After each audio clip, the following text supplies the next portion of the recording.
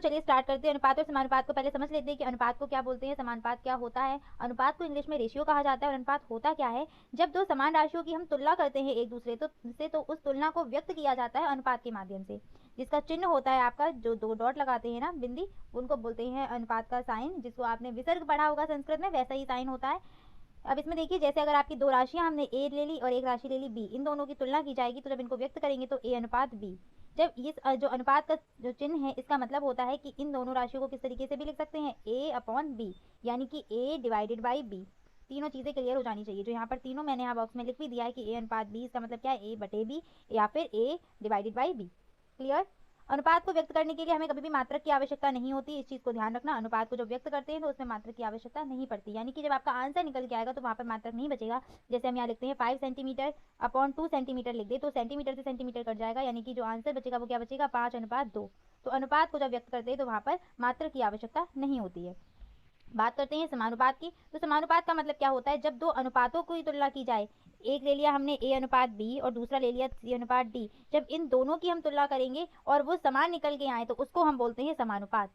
समानुपात का चिन्ह क्या निकल के आता है, अनुपात में तो 2 डॉट लगे होते हैं, समानुपात में 4 लगे होते हैं। इस तरीके से ये जो बीच में आपको दिख रहा है किसका है, साइन समानुपात का, जो यहाँ पर अलग से दिखा भी दिया है। यदि अनुपात परस्पर समान हो तो चारों पद समानुपाती पद भी कहलाते हैं, यानी कि ए बी सी और डी ये चारों क्या है, समानुपाती हैं। इसको लिखने का तरीका इस तरीके से रहेगा, ए अनुपात बी समानुपात सी अनुपात डी। ठीक है, तो आज हम जो डिस्कस करेंगे वो करेंगे पूरा का पूरा टॉपिक अनुपात के ऊपर रहेगा, किस प्रकार से आपके क्वेश्चन आते हैं एग्जाम में अनुपात पे और कैसे उनको सॉल्व करना होता है। तो चलिए स्टार्ट करते हैं। फर्स्ट एग्जाम्पल है आपका 40 सेंटीमीटर 100 सेंटीमीटर का अनुपात क्या होगा। तो आप लोग वीडियो को पॉज करके सॉल्व करने की कोशिश कीजिए, अगर हो जाए तो अच्छी बात है, नहीं होता है तो यहाँ पर सीखिएगा। 40 सेंटीमीटर का 100 सेंटीमीटर से अनुपात, तो हम इसको कैसे लिखेंगे, 40 सेंटीमीटर अनुपात 100 सेंटीमीटर, हमें ये निकालना है। तो इसको सॉल्व कर लीजिए, कैसे करेंगे, 40 सेंटीमीटर बटे 100 सेंटीमीटर, कोई प्रॉब्लम नहीं आएगी। सेंटीमीटर से सेंटीमीटर चला जाएगा, 0 से 0, 2 से काट दीजिए, 2 दूनी 4, 2 पंचे 10, यानी कि अनुपात क्या बना, 2:5। यही आपका क्या है, आंसर है। ठीक है, 2:5 आपका आंसर निकल के आ जाएगा। नेक्स्ट क्या है, रुपए 1 व 50 पैसे का अनुपात क्या होगा। तो लिख लीजिए रुपए 1 रेशियो 50 पैसे। बस एक चीज आपको ध्यान रखनी होगी कि जब हम अनुपात को सॉल्व करेंगे तो जो भी आपकी राशियां दी होंगी वो एक ही उसमें होनी चाहिए। अगर पैसा है तो पैसे में ही कन्वर्ट करो दोनों को, रुपए है तो रुपए में कन्वर्ट करो, मीटर है तो मीटर में, मतलब दोनों राशियों को एक ही मात्रक में हमें बदलना पड़ेगा, उसके बाद हम सॉल्व करेंगे। तो यहाँ पर 1 रुपए 1 पैसे है, तो हम क्या करें, 1 रुपए को भी पैसे में चेंज कर ले। तो हम सभी जानते हैं कि 1 रुपए में कितने पैसे होते हैं, 100 पैसे होते हैं। तो रख लीजिए 100 पैसे, अनुपात हटाया बटे लगा दिया, अपॉन में क्या आ जाएगा 50, कर दीजिए डिवाइड, 0 से 0 और 5 दूनी 10, यानी कि रेशियो क्या बनेगा इनका, 2:1। ठीक है। नेक्स्ट देखिए, आपका थर्ड एग्जांपल क्या है, 2 घंटे 45 मिनट का 45 मिनट से अनुपात निकालना है। किसका, 2 घंटे 45 मिनट का। तो 2 घंटे 45 मिनट को पहले सॉल्व कर लो। 2 घंटे 45 मिनट को अगर हम सॉल्व करेंगे तो यानी कि मिनट में ही चेंज करो। 1 घंटे में कितने मिनट होते हैं, 60, 2 घंटे में कितने मिनट हो जाएंगे, 2 गुणा 60 और प्लस का 45। जब इसको सॉल्व करेंगे तो 6 दूनी 12, यानी कि 120 प्लस का 45 बराबर क्या हो जाएगा आपका, 165 मिनट। क्लियर, 4 2 6 और 165 बन जाएंगे आपके, यानी कि 2 घंटे 45 मिनट किसके बराबर है, 165 मिनट की। अब किसका रेशियो बनाना पड़ेगा, 165 मिनट का और 45 मिनट का। तो बना लीजिए 165 मिनट बटे 45 मिनट। मिनट से मिनट गया, 5 से डिवाइड हो सकता है, 5 45 और 5 से काटिए, 5 दिया 15 और 5 दिया 15, फिर ये 3 से कट सकता है, 3 का 9 और 3 से 11 बार, यानी कि रेशियो क्या बनेगा, 11:3।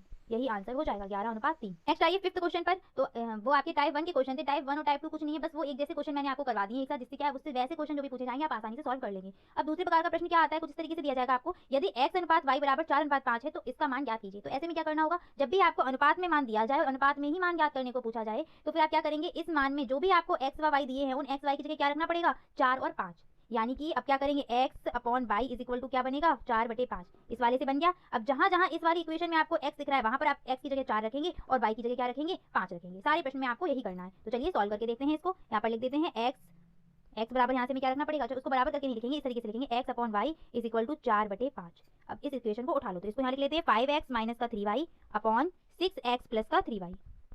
चलिए अब इसको रखिए 5 गुणा x की जगह क्या रखना है, 4, तो 5 को 20 सीधे सीधे कर दे, या फिर जैसा आप चाहो तो गुणा करके पहला क्वेश्चन इसी तरीके से करवा देती हूँ मैं। फिर 3 गुणा 5 बटे 6 गुणा 4 प्लस 3 गुणा 5।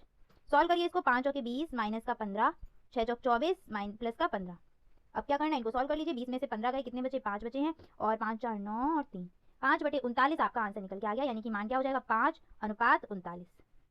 क्लियर। इस तरीके से इन क्वेश्चंस को सॉल्व करना है। आगे बढ़ते हैं 7वें क्वेश्चन पर। 7वें क्वेश्चन भी सेम है आपका। 7 क्वेश्चन को आप सॉल्व करके देखिए कितना आंसर निकल के आ रहा है आपका, सेम। अब इसको बस इसको क्या करना है, इसको इस तरीके से करिए, y क्रॉस मल्टीप्लाई कर दीजिए, तो क्या बनेगा आपका, x upon Y is equal to 3/4 बन गया। सेम वैसा ही अब x की जगह रखना पड़ेगा 3 और y की जगह रखना पड़ेगा 4, किसमें, इस वाली इक्वेशन में रख दीजिए, इस वाले रेशियो में।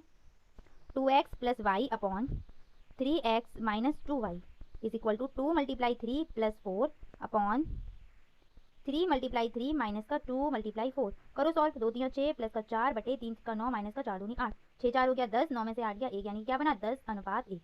10:1 आपका आंसर निकल आया। ठीक है, तो इस तरीके से इनको सॉल्व करना है। चलिए नेक्स्ट आपका एग्जांपल क्या है, 17:19 के प्रत्येक पद में से क्या क्या घटाया जाए कि अनुपात 5:7 हो जाए। तो इस क्वेश्चन को कैसे करेंगे, 17:19 में क्या घटा सके हम कि हमारा क्या बचे 5:7। तो इसको किस करने के लिए क्या करेंगे, 17/19 लिख लिया। अब दोनों में से घटाना है तो 17 में से भी क्या घटा दिया हमने, x घटा दिया, 19 में से भी क्या घटा दिया, x घटा दिया, और अनुपात हमारा क्या बन गया 5:7। क्रॉस मल्टीप्लाई कर लो, 17 7 119 बटे माइनस का 7x और 19 बना 95 माइनस का 5x। पक्षांतर कर दो, 95 को उधर ले आओ, 119 माइनस का 95 is equal to 7x plus के हो जाएंगे माइनस का 5x। 119 से 95 घटा दीजिए तो कितना निकल के आएगा 24। 9 में से 5 गए 4 और 11 में से 9 गया 2 और 7 में से 5 जाएगा तो कितना बचेगा 2x। इसको यहाँ पर सॉल्व कर लीजिए तो x बराबर कितना निकल के आएगा 24/2 यानी कि 12। x का मान कितना निकल के आया 12, यानी कि 17:19 में से अगर आप 12 माइनस करेंगे तो कितना अनुपात बन जाएगा 5:7।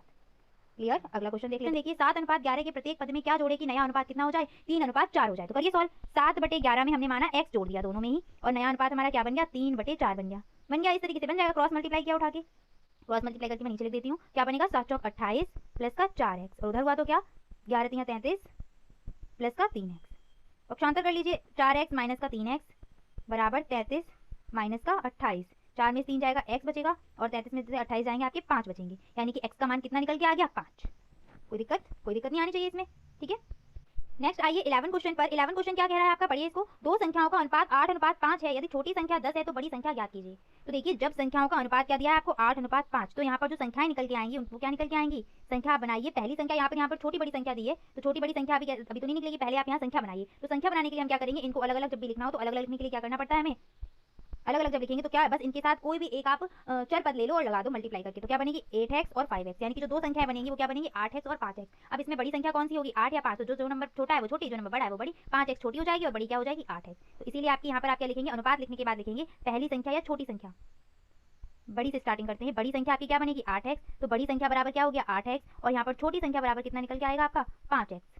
क्लियर। क्वेश्चन में आपको क्या दिया है, छोटी संख्या 10 दी है, तो क्या करेंगे अकॉर्डिंग टू क्वेश्चन या फिर प्रश्नानुसार छोटी संख्या यानी कि 5x बराबर कितना दिया है प्रश्न में 10, तो यहाँ से x बराबर क्या निकल के आ जाएगा 10/5 यानी कि 5 दूनी 10। x का मान कितना निकल के आ गया 2 निकल के आ गया। तो बड़ी संख्या आपकी क्या बन जाएगी 8 × 2 यानी कि 16। तो आपका आंसर क्या रहेगा 16, आपका आंसर निकल के आ जाएगा। बड़ी संख्या ही पूछी थी, बड़ी संख्या का मान कितना निकल के आ गया 16। नेक्स्ट आगे बढ़ते 12 क्वेश्चन पर। एक आयताकार कमरे की लंबाई चौड़ाई का अनुपात दिया गया है आपको और आपको यहाँ पर क्या निकालना है, कमरे की चौड़ाई बतानी है।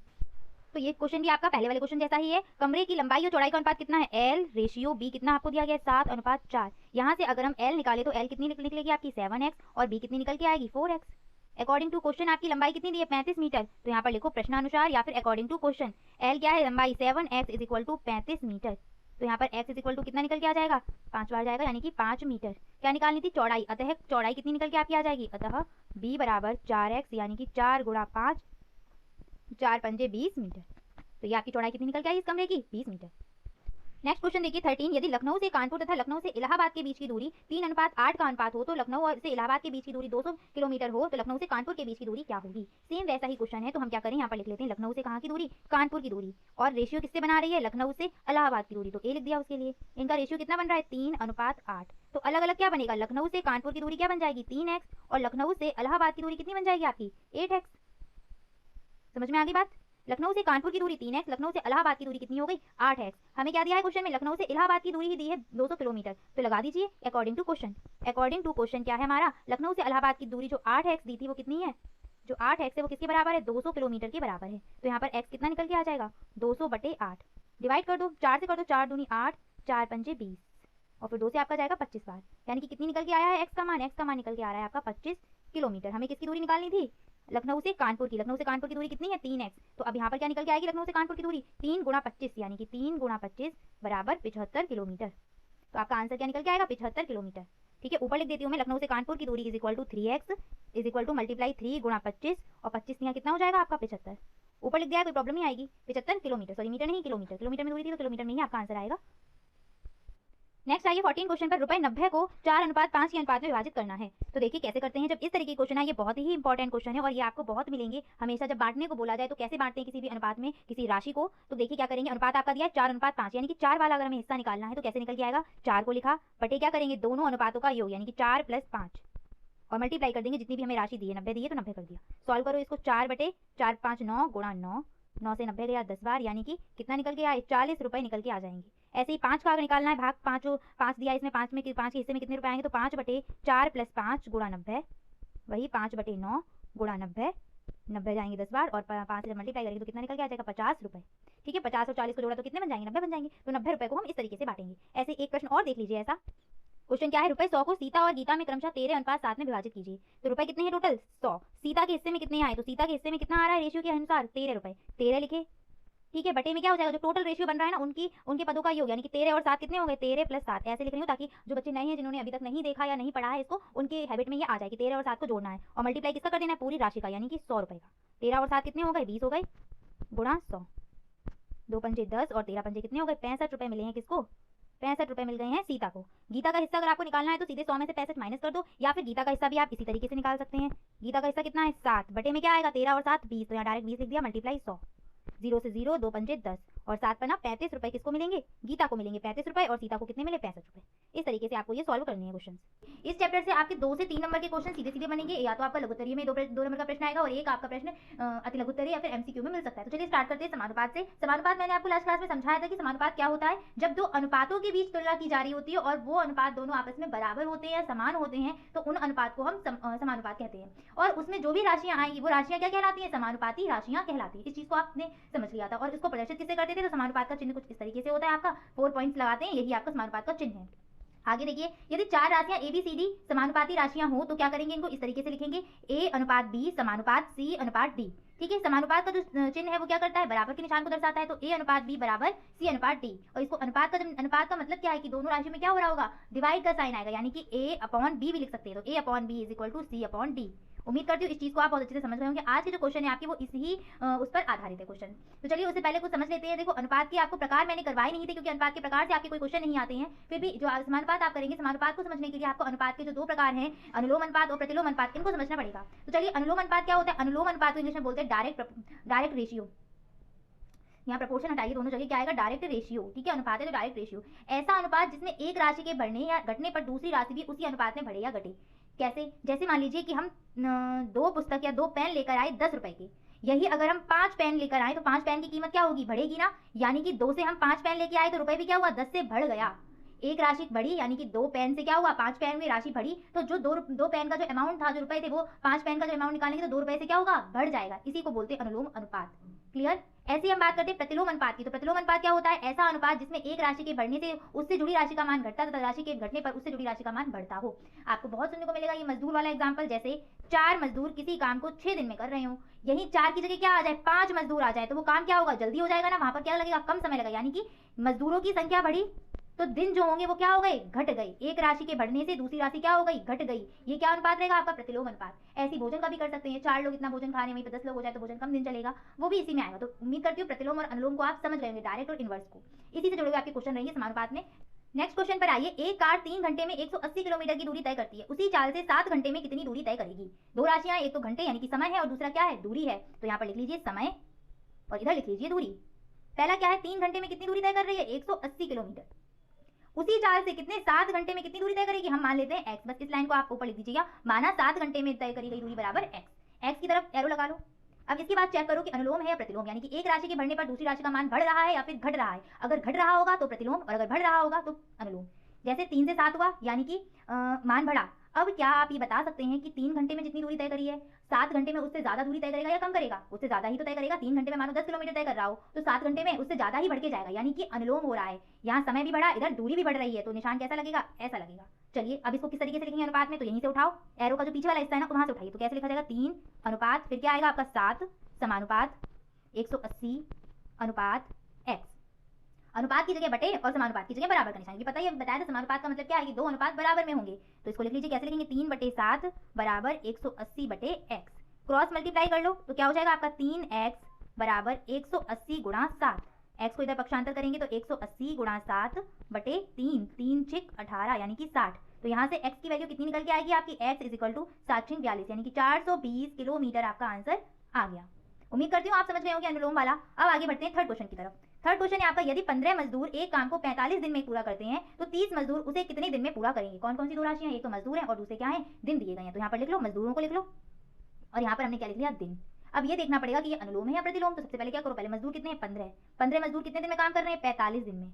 नेक्स्ट क्या है, 30 मजदूर। मान लिया 30 मजदूर कितने दिन में काम करेंगे, x दिन में। एरो हमने x की तरफ वाला लगा लिया। अब चेक करते हैं कि अनुलोम है या प्रतिलोम। यानी कि एक राशि के बढ़ने पर दूसरी राशि का मान अगर बढ़ रहा है तो अनुलोम, और अगर एक के बढ़ने पर दूसरी का मान घट रहा है तो प्रतिलोम। अब 15 मजदूर तो 45 दिन में काम कर लेंगे। मजदूरों की संख्या बढ़ी यानी कि 30 मजदूर, तो काम जल्दी निपटा लेंगे ना, यानी कि दिन कैसे लगेंगे, कम लगेंगे। तो क्या हो रहा है यहाँ पर, ये तो प्रतिलोम का काम कर रहा है। अगर समझ में नहीं आ रहा है तो और समझिए। मान लो 2 मजदूर कोई काम 4 दिन में कर पा रहे हैं, 2 की जगह हम 6 मजदूर लगा दें तो वो काम 4 दिन से तो पहले ही कंप्लीट हो जाएगा ना, यानी कि समय कम लगा, दिन कम लगे। यानी कि मजदूर की संख्या बढ़ाने पर दिनों की संख्या कम हो गई। एक राशि बढ़ी तो दिन कम हुए, यानी कि एक राशि घटी। कैसा अनुपात बन रहा है, प्रतिलोम। तो एरो अब ये उल्टा लग जाएगा, यानी कि इस तरीके से। समझ में आ गई बात। प्रतिलोम में एरो बदल जाते, इसे सबसे पहले आप x वाले एरो को लगाइएगा और उसके अपोजिट वाला ऐसे करके आप कर लेंगे। अब इसको समानुपात में कैसे लिखेंगे, तो पीछे से उठाया 30 से, एरो का नीचे वाला निशान, तो कैसे लिखेंगे 30:15। 30:15 समानुपात, सेम यहाँ भी पीछे वाले से उठाओ 45:x। उम्मीद करती हूँ आप समझ गए होंगे, ये बात क्लियर हो गई। बस अब क्या करना है, समानुपात की जगह इक्वल का साइन लगा देंगे और जहाँ अनुपात था उसको बटे में कर दिया। तो 45/x इधर हो जाएगा, इधर क्या हो जाएगा 30/15। चाहो तो यहीं पे काट दो, 15 दूनी 30, नहीं तो क्रॉस मल्टीप्लाई कर लो, जैसा आपको सुटेबल लगे। तो यहीं पे काट देते हैं, 2 बचा, यहाँ पर 1 आएगा, क्रॉस मल्टीप्लाई किया, 2x बराबर 45 से कम 45। तो x इज इक्वल टू क्या आ जाएगा, 45/2। और जब x को 2 से काटेंगे, सॉरी 45 को 2 से काटेंगे तो कितना आएगा, 2 दूनी 4, 2 दूनी 4 और 2 पंचे 10, यानी कि 22.5 दिन लगेंगे। x का मान कितना निकल के आया, 22.5 दिन। तो आप थ्योरी लास्ट में चाहें तो थोड़ा अच्छे के लिए लिख सकते हैं कि 30 मजदूर उसी काम को 22.5 दिन में पूरा कर पाएंगे। आगे बढ़ते हैं चौथे क्वेश्चन की तरफ। 20 कपड़े का मूल्य आपको दिया गया है। 20 कपड़े का मूल्य आपका कितना है, 240 रुपए है। तो 5 मीटर कपड़े का मूल्य आपको ज्ञात करना है। तो चलिए कैसे करेंगे, सेम दो राशियां आपको मिल रही है, एक तो कपड़ा मिला और एक क्या मिला, मूल्य मिला। तो लिख लो यहाँ पर कपड़ा लिख लिया और दूसरी साइड क्या लिख लिया हमने, मूल्य लिख लिया। 20 मीटर कपड़े का मूल्य कितना है, 240 रुपए है। हम मान लेते हैं 5 मीटर कपड़े का मूल्य क्या होगा, x की तरफ तो हमने क्या लगा लिया, एरो। अब आप बताइए कि 20 मीटर कपड़े का मूल्य तो 240 है, तो 5 मीटर कपड़े का मूल्य कम होगा या ज्यादा होगा, तो सीधी सी बात है 240 से कम ही होगा। जैसे आप बाजार में कपड़ा लेने गए, 10 मीटर कपड़े का मूल्य उसने आपको बताया 100 रुपए, आपने क्या किया, आपने कहा भैया हमें 1 मीटर कपड़ा चाहिए, तो 1 मीटर कपड़े का मूल्य 100 से कम लगाएगा या फिर ज्यादा, सीधी सी बात है कम ही होगा ना 1 मीटर कपड़े का मूल्य। यानी कि एक राशि के घटने पर दूसरी राशि घट रही है, कैसा होगा अनुपात, अनुलोम। ठीक है, प्रतिलोम में बस क्या है, एक बढ़ी तो दूसरी घटेगी, अपोजिट अपोजिट हो जाएंगे, और अनुलोम में सेम सेम रहेंगे। तो ये किसमें आ रहा है आपका, अनुलोम में आ रहा है। क्लियर। अब इसको लिखेंगे कैसे, तो सेम पीछे से पकड़ो, अनुलोम आता है तो एरो आपके एक ही जैसे लगते हैं, प्रतिलोम आता है तो एरो आपके अपोजिट हो जाएंगे। तो अब इसको कैसे लिखेंगे, 20:5 समानुपात 240, 20:5 समानुपात 240/x।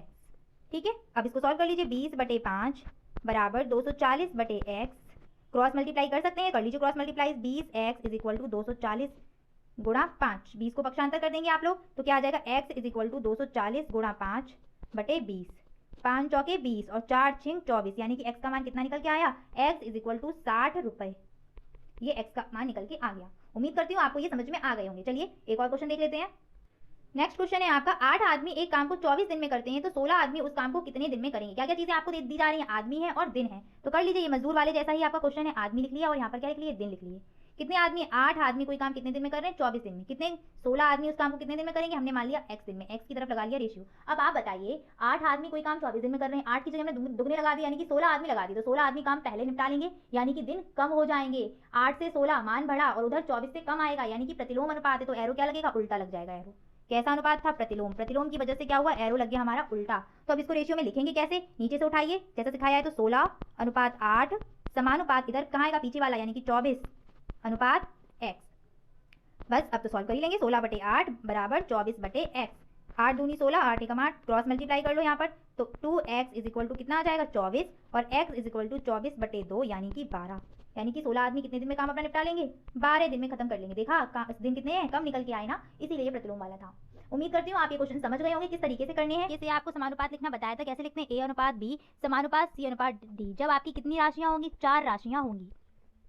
ठीक है, तो इसमें जो आपका a है उसको हम बोलते हैं प्रथमानुपाती, जो b है इसको बोला जाता है द्वितीयानुपाती, c को बोला जाता है तृतीयानुपाती और d को बोला जाता है चतुर्थानुपाती। अगर हम इसको कुछ इस तरीके से लिखना चाहें तो a/b is equal to c/d। Cross multiply जब हम करते हैं तो क्रॉस मल्टीप्लाई करने के बाद क्या आएगा हमारा, a multiply D is equal to b multiply C. अगर आप यहाँ पर देखें b और c कौन से हैं जो अंदर की साइड दिए हैं और a और d कौन से हैं जो बाहर की साइड दिए हैं, तो इस हिसाब से इसको हम ये भी बोल सकते हैं कि बाह्य पदों का गुणनफल बराबर अंतः पदों का गुणनफल। समझ में आ गया ना, बाह्य पद यानी कि a और d का गुणनफल किया बराबर किसके आया, c और b के गुणनफल के। कोई प्रॉब्लम आएगी? मुझे नहीं लगता कोई यहाँ पर प्रॉब्लम आएगी। बस इसी से जुड़े हुए हम क्वेश्चन करेंगे। क्वेश्चन में आपको बस क्या करना है, इस तरीके से आपको दिया जाएगा, जैसे यहाँ पर ले गया 2:3 समानुपात x 15, तो यहाँ पर आपको x का मान निकालना है। तो कैसे निकलेगा x का मान, सेम यहीं से निकालेंगे। या फिर आपको ये दे दिया जाए कि 2:3,15 का तृतीयानुपाती निकालो, तो इसका मतलब क्या है कि तृतीयानुपाती यानी कि कहाँ, बीच में कहीं आ रहा होगा। 4 पद होंगे जिसमें से 3 पद दिए, 1 पद नहीं दिया है, वही पद आपसे निकालने को बोला जा रहा है। तो चलिए क्वेश्चन की तरफ बढ़ते हैं। पहला क्वेश्चन आपके सामने ये रहा, क्या 30, 120, 90 और 300 समानुपात में है या नहीं। तो सबसे पहले इस तरीके का क्वेश्चन भी बन सकता है आपका एमसीक्यू में, पूछा जाएगा कि क्या ये समानुपात में है या नहीं है। तो इसको पता लगाने के लिए क्या करना पड़ेगा, सेम जो अभी आपको नियम बताया है, बाह्य पदों का गुणनफल बराबर अंतः पदों के गुणनफल के आ रहा है या नहीं। तो क्या करोगे, 30 और दूसरा बाह्य पद कौन सा है आपका 300, तो 30 गुणा 300, क्या ये 120 गुणा 90 के बराबर आ रहा है या नहीं। तो चेक करो, 3 तिरका 9, तो यहाँ पर क्या बन गया 900 बराबर 12 निम्न 108 और 00, तो ये गुणनफल बराबर तो नहीं आ रहा है, यानी कि इज नॉट इक्वल टू। तो क्या हो जाएगा कि ये 30, 120, 90 और 300 समानुपात में नहीं है। ठीक है, ये नहीं है। क्यों नहीं है, क्योंकि अंतः पदों का गुणनफल बाह्य पदों के यानी कि अंतः पद ये रहे, बाह्य पद 30 और 300 रहे, इनके गुणनफल के बराबर नहीं आ रहा है, इसलिए ये समानुपात में नहीं होंगे। नेक्स्ट क्वेश्चन है आपका 5, 9, 35 और 63 समानुपात में है या नहीं है। तो वही सेम, अंतः पदों का गुणनफल देखो बाह्य पदों के बराबर है या नहीं है। तो 5 गुणा 63 बराबर 9 गुणा 35, मल्टीप्लाई कर लो, 5 या 15, कैरी 1 लग जाएगी आपकी, और 31, 315 आ गया यहाँ पर। जैसे 9 का गुणा करोगे तो 9 अपना 45, 4 गया, 9 3 27 और 4 आपका 31, 315 बराबर आए, यानी कि ये समानुपात में है। अगर यही क्वेश्चन किया जाए कि ये क्यों है समानुपात में, तो क्या आंसर आएगा, अंतः पदों का गुणनफल बाह्य पदों के गुणनफल के क्या है, बराबर है। नेक्स्ट आगे बढ़ते हैं। यदि आपको इस तरीके से क्वेश्चन दिया जाए और पूछा जाए कि 8x व 18 समानुपात में हैं, तो इनका मान निकालिए, किसका, x का मान निकालिए। तो इस क्वेश्चन को कैसे सॉल्व करेंगे, सबसे पहले तो इसको लिखिए, कैसे लिखोगे, 8 अनुपात x समानुपात x अनुपात 18। अभी आपको सिखाया है अंतः पदों का गुणनफल बराबर होना चाहिए बाह्य पदों के गुणनफल के। तो अंतः पदों का गुणनफल क्या लिखोगे, x मल्टीप्लाई x बराबर किसके होना चाहिए, बाह्य पदों के, 8 मल्टीप्लाई 18, x का मल्टीप्लाई हो गया क्या हुआ, x स्क्वायर, और 18 8 144। x का जब आप वर्गमूल लेंगे तो ये किसका वर्ग होता है, 144, 12 का होता है। तो यहाँ से आपका x का मान कितना निकल के आ जाएगा, 12। यही 12 क्या है आपका आंसर हो गया। समझ में आ गया क्वेश्चन। तो इन क्वेश्चन को इस तरीके से करेंगे। नेक्स्ट बढ़ते हैं आपके फोर्थ क्वेश्चन की तरफ। तो फोर्थ क्वेश्चन आपका क्या है, 15, 45, 30 x में x का मान निकालना है। 15 अनुपात 45 समानुपात 30 अनुपात x में x का मान निकालिए। तो सेम वैसे ही जाइए, अंतः पदों का गुणनफल किसके बराबर होना चाहिए, बाह्य पदों के गुणनफल के। तो करिए यहाँ पर, अंतः पद कौन कौन से ले ली हमने, 45 गुणा 30 बराबर बाह्य पद कौन सा है, 15 गुणा x। चलिए 15 को पक्षांतर कर लो इधर, तो 45 गुणा 30 बटे 15 बराबर क्या हो जाएगा, x। तो 15 दूनी 30 और 45 दूनी कितना हो जाएगा आपका 90, यानी कि x का मान कितना निकल के आ गया, 90। कोई परेशानी है इन प्रश्नों में। सेम ऐसे ही जब आपसे द्वितीय अनुपाती पूछा जाएगा तो कर लेंगे आप। क्वेश्चंस आपके आए हुए भी हैं 2017 में। एक क्वेश्चन आपका जरूर मिलेगा अति लघुत्तरीय या एमसीक्यू में, ये आप मुझसे लिखवा के ले सकते हैं, पक्का एक क्वेश्चन आपका आना है, तो इसको बहुत अच्छे से तैयार करिएगा। नेक्स्ट क्वेश्चन की तरफ बढ़ते हैं। 16 अनुपात 8 समानुपात 8 अनुपात x में x का मान निकालना है। तो कैसे निकालेंगे x का मान, सेम बाह्य पदों अंतः पदों का गुणनफल बराबर बाह्य पदों का गुणनफल। तो लिख लो 8 मल्टीप्लाई 8 बराबर 16 मल्टीप्लाई x, 8 बटू 64, 16 को पक्षांतर किया बटे में आ जाएगा x इधर, 16 चौकी 64, यानी कि x का मान कितना निकल के आ गया, 4।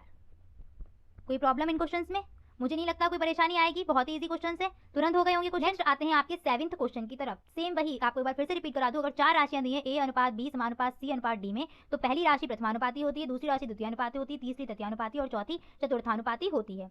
क्वेश्चन आपको क्या दे रहा है, 12, 15, 60 का प्रथमानुपाती ज्ञात करो, यानी कि प्रथमानुपाती इसमें दिया ही नहीं क्वेश्चन में। तो हम क्या करेंगे, माना प्रथमानुपाती बराबर x।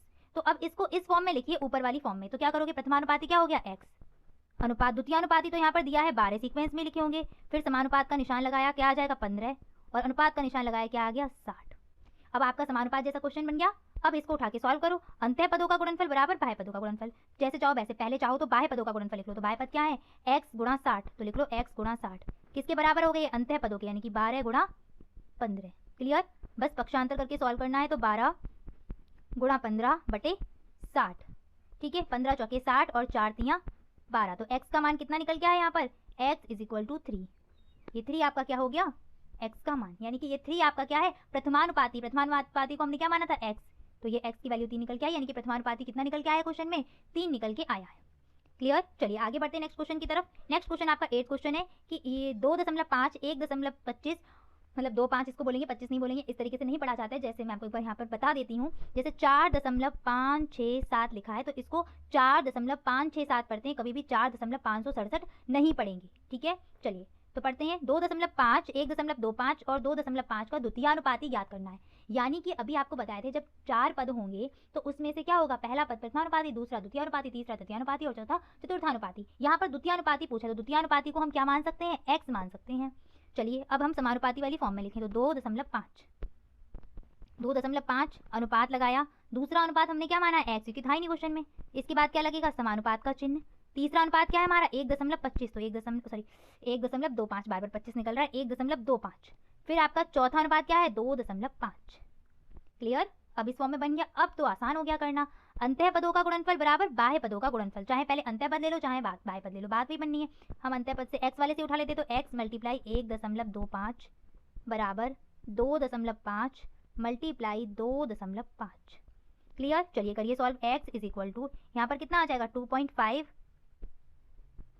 × 2.5 divide by 1.25। Clear. Point हटाया, ऊपर कितनी 2 0 आ जाएंगी, कोई परेशानी तो नहीं होगी इससे। चलिए आगे बढ़ते हैं। 2.5 का पॉइंट हटाया तो नीचे क्या होगी, 1 0 बढ़ेगी। ऐसे इसका भी पॉइंट हटाया तो नीचे क्या होगी, 1 0 बढ़ जाएगी। क्लियर। अब इनको काट देते हैं, 0 से 0, 0 से 0, 25 पंजे 125 और 55 25, यानी कि x का मान कितना निकल के आया है, x = 5। क्लियर। समझ में आ गया होगा आप लोगों को। बहुत ही आसान तरीके से समझा रहे हैं, आराम से कर लेंगे आप लोग, परेशानी हुई है। यदि ऐसा हो कि क्वेश्चन में केवल 3 राशियां दी जा रही हो, a, b, c, तो प्रथमानुपाती, मध्यानुपाती और तृतीयानुपाती बनते हैं। कैसे, ये a बनेगा आपका प्रथमानुपाती, b बनेगा आपका मध्यानुपाती और c बनेगा आपका तृतीयानुपाती। जब इसको जो भी अनुपात वाली आपको फॉर्म बताई थी ना, समानुपात वाली, उसमें कैसे लिखेंगे, तो उसमें इस तरीके से लिखते हैं a अनुपात b। ये जो b है ना, ये डबल टाइम आएगा, क्योंकि मध्यानुपाती है ना, तो दूसरा और तीसरा अनुपात यही दूसरे और तीसरे दोनों अनुपात की जगह ये b आएगा, तो वही द्वितीयानुपाती तृतीयानुपाती की जगह b लिख दिया। उसके बाद अनुपात तृतीय वाला यानी कि c वाला आ जाएगा।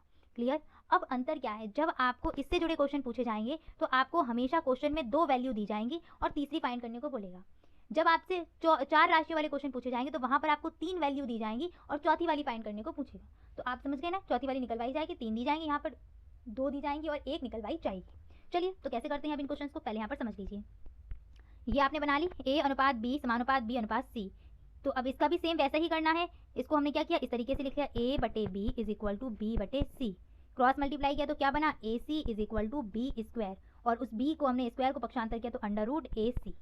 यानी कि मध्यानुपाती बराबर होता है किसके, प्रथमानुपाती और तृतीयानुपाती के गुणनफल के वर्गमूल के बराबर होता है। पहले देखो दोनों का गुणा किया, a और c का, और बाद में क्या ले लिया, √ ले लिया।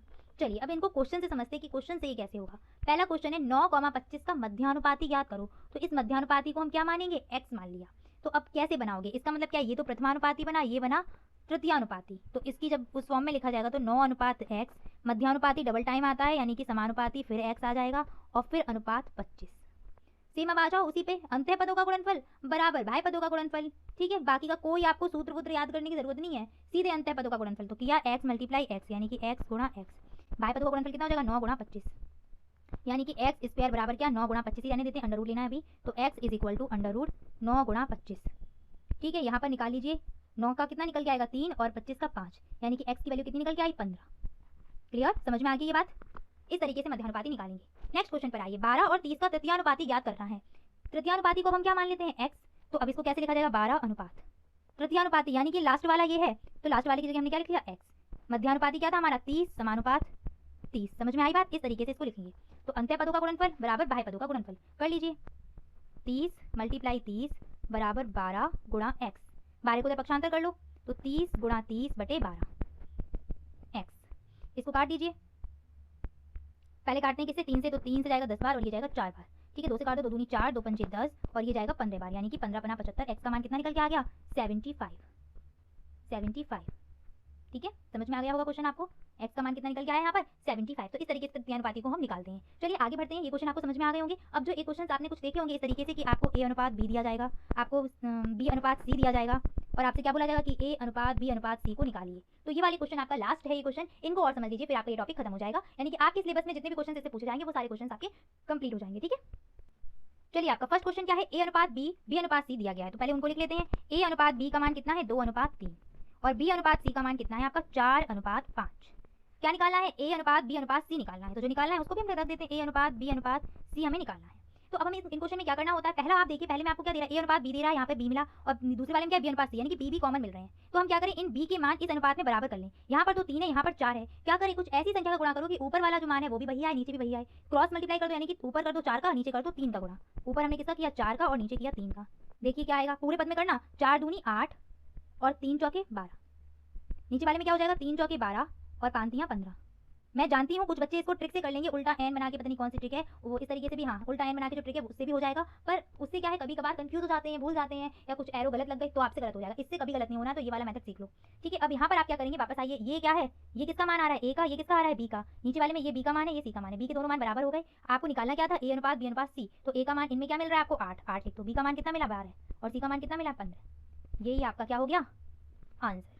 समझ में आ गई बात, है ना सिंपल। चलिए आगे बढ़ते हैं नेक्स्ट क्वेश्चन की तरफ। 14 क्वेश्चन है आपका, a अनुपात b इतना दिया है, b अनुपात c इतना दिया है, तो a अनुपात b अनुपात c क्या होगा। चलिए फटाफट लिखिए, यहाँ पर a अनुपात b कितना दिया है 2 अनुपात 3, b अनुपात c कितना दिया है, तो b अनुपात c इज इक्वल टू 6 अनुपात 11। अब हमें क्या करना है, b के मान को बराबर करना है। इन दोनों अनुपात में कॉमन मान कौन सा मिल रहा है, b भी मिल रहा है ना, b को बराबर करो। तो ऊपर है b 3, नीचे क्या है 6, यानी कि हम क्या करें, ऊपर वाले में अगर 2 का गुणा कर दें, 2 3 6, तो हमारा मान बराबर आ जाएगा। कर दो मल्टीप्लाई 2 का, तो क्या बनेगा आपका 2 दूनी 4 अनुपात 6। और नीचे का तो सेम है, तो नीचे चाहे तो करो, 1 का मल्टीप्लाई नहीं तो सीधे सीधे लिख दो, कोई दिक्कत नहीं, यानी 6 अनुपात 11। तो यहाँ से आपको तीनों के मान मिल रहे हैं, a का भी मिल रहा है, b का भी मिल रहा है और c का भी मिल रहा है। तो लिख दीजिए a का मान कितना है 4 अनुपात c का, b का मान कितना है 6 अनुपात 11। क्लियर, यही आपका क्या है आंसर हो गया। क्लास में हम स्टार्ट करेंगे आपका सेकंड चैप्टर जो है घातांक। ठीक है, घातांक क्या होती है सभी बच्चे जानते हैं। घातांक आपका बहुत इजी टॉपिक है और यहाँ से भी आपको 2 क्वेश्चन मिलने ही मिलने हैं, एक आपका तिलक-उत्तरी में और एक आपका बहुविकल्पीय में। तो सेम वही 2 नंबर का प्रश्न आपका यहाँ से मिलेगा।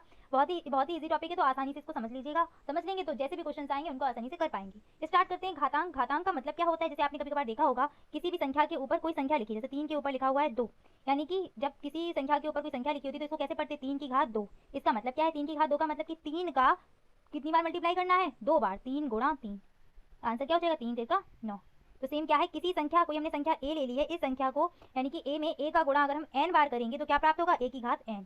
यहाँ देखिए a का गुणा हमने n बार किया है, a का गुणा a में ही किया n बार, तो क्या मिला a की घात n। यहाँ पर जो n है वो n क्या है घातांक, और जो a है हमारा a क्या है आधार। यही हमने 3 की घात 2 समझी थी ना, 3 की घात 2 में घातांक क्या है हमारा 2 हमारा घातांक है और हमारा आधार क्या बन जाएगा 3 हमारा बन जाएगा आधार। समझ में आ गया। आगे बढ़ते एग्जांपल से समझ लीजिए। यहाँ पर दिया है 2 की घात 2। 2 की घात 2 का मतलब क्या है कि 2 का 2 में ही गुणा करना। कितनी बार 2 का गुणा हो जाएगा 2 बार। 2 की घात 2 तो 2 दूनी 4। 5 की घात 3 का मतलब क्या है 5 का गुणा कितना करना है 3 टाइम, यानी कि 3 बार। तो 5 5 25 बन जाए 125। ऐसे अगर हम 4 की घात 2 देते तो 4 का गुणा कितनी बार करना पड़ेगा 2 बार। 4 चौको 16। यहाँ पर अगर हम घातांक की बात करें तो ये जो ऊपर लगे हैं ये क्या है आपके घातांक, ठीक है, और बाकी जो नीचे लिखे हुए हैं ये क्या है आपके आधार है। क्लियर। अब देखते हैं घातांक के नियमों को। तो घातांक का सबसे पहला नियम जो है आपका वो ये है कि किसी भी संख्या पर, जैसे यहाँ पर हम सारी संख्या a लेके चलेंगे, किसी भी संख्या पर अगर कोई घात 0 लगी हुई है तो उसका मान कितना होगा 1 होगा। जैसे 2 की घात 0 का मान कितना होगा 1, 3 की घात 0 का मान कितना होगा 1। नेक्स्ट आपका ले लेते हैं बड़ी संख्या, जैसे 27 पे घात 0, इसका मान कितना होगा 1। 312 की घात 0, इसका मान कितना होगा 1। समझ में आ गया। जब किसी भी संख्या की घात 0 उसका मान कितना रहता है, हमेशा 1 ही रहता है। नेक्स्ट नियम है आपका, जैसे a की पावर -m दिया है, जब इसको पलट के लिखेंगे तो जो माइनस की पावर है वो किसकी हो जाएगी प्लस की।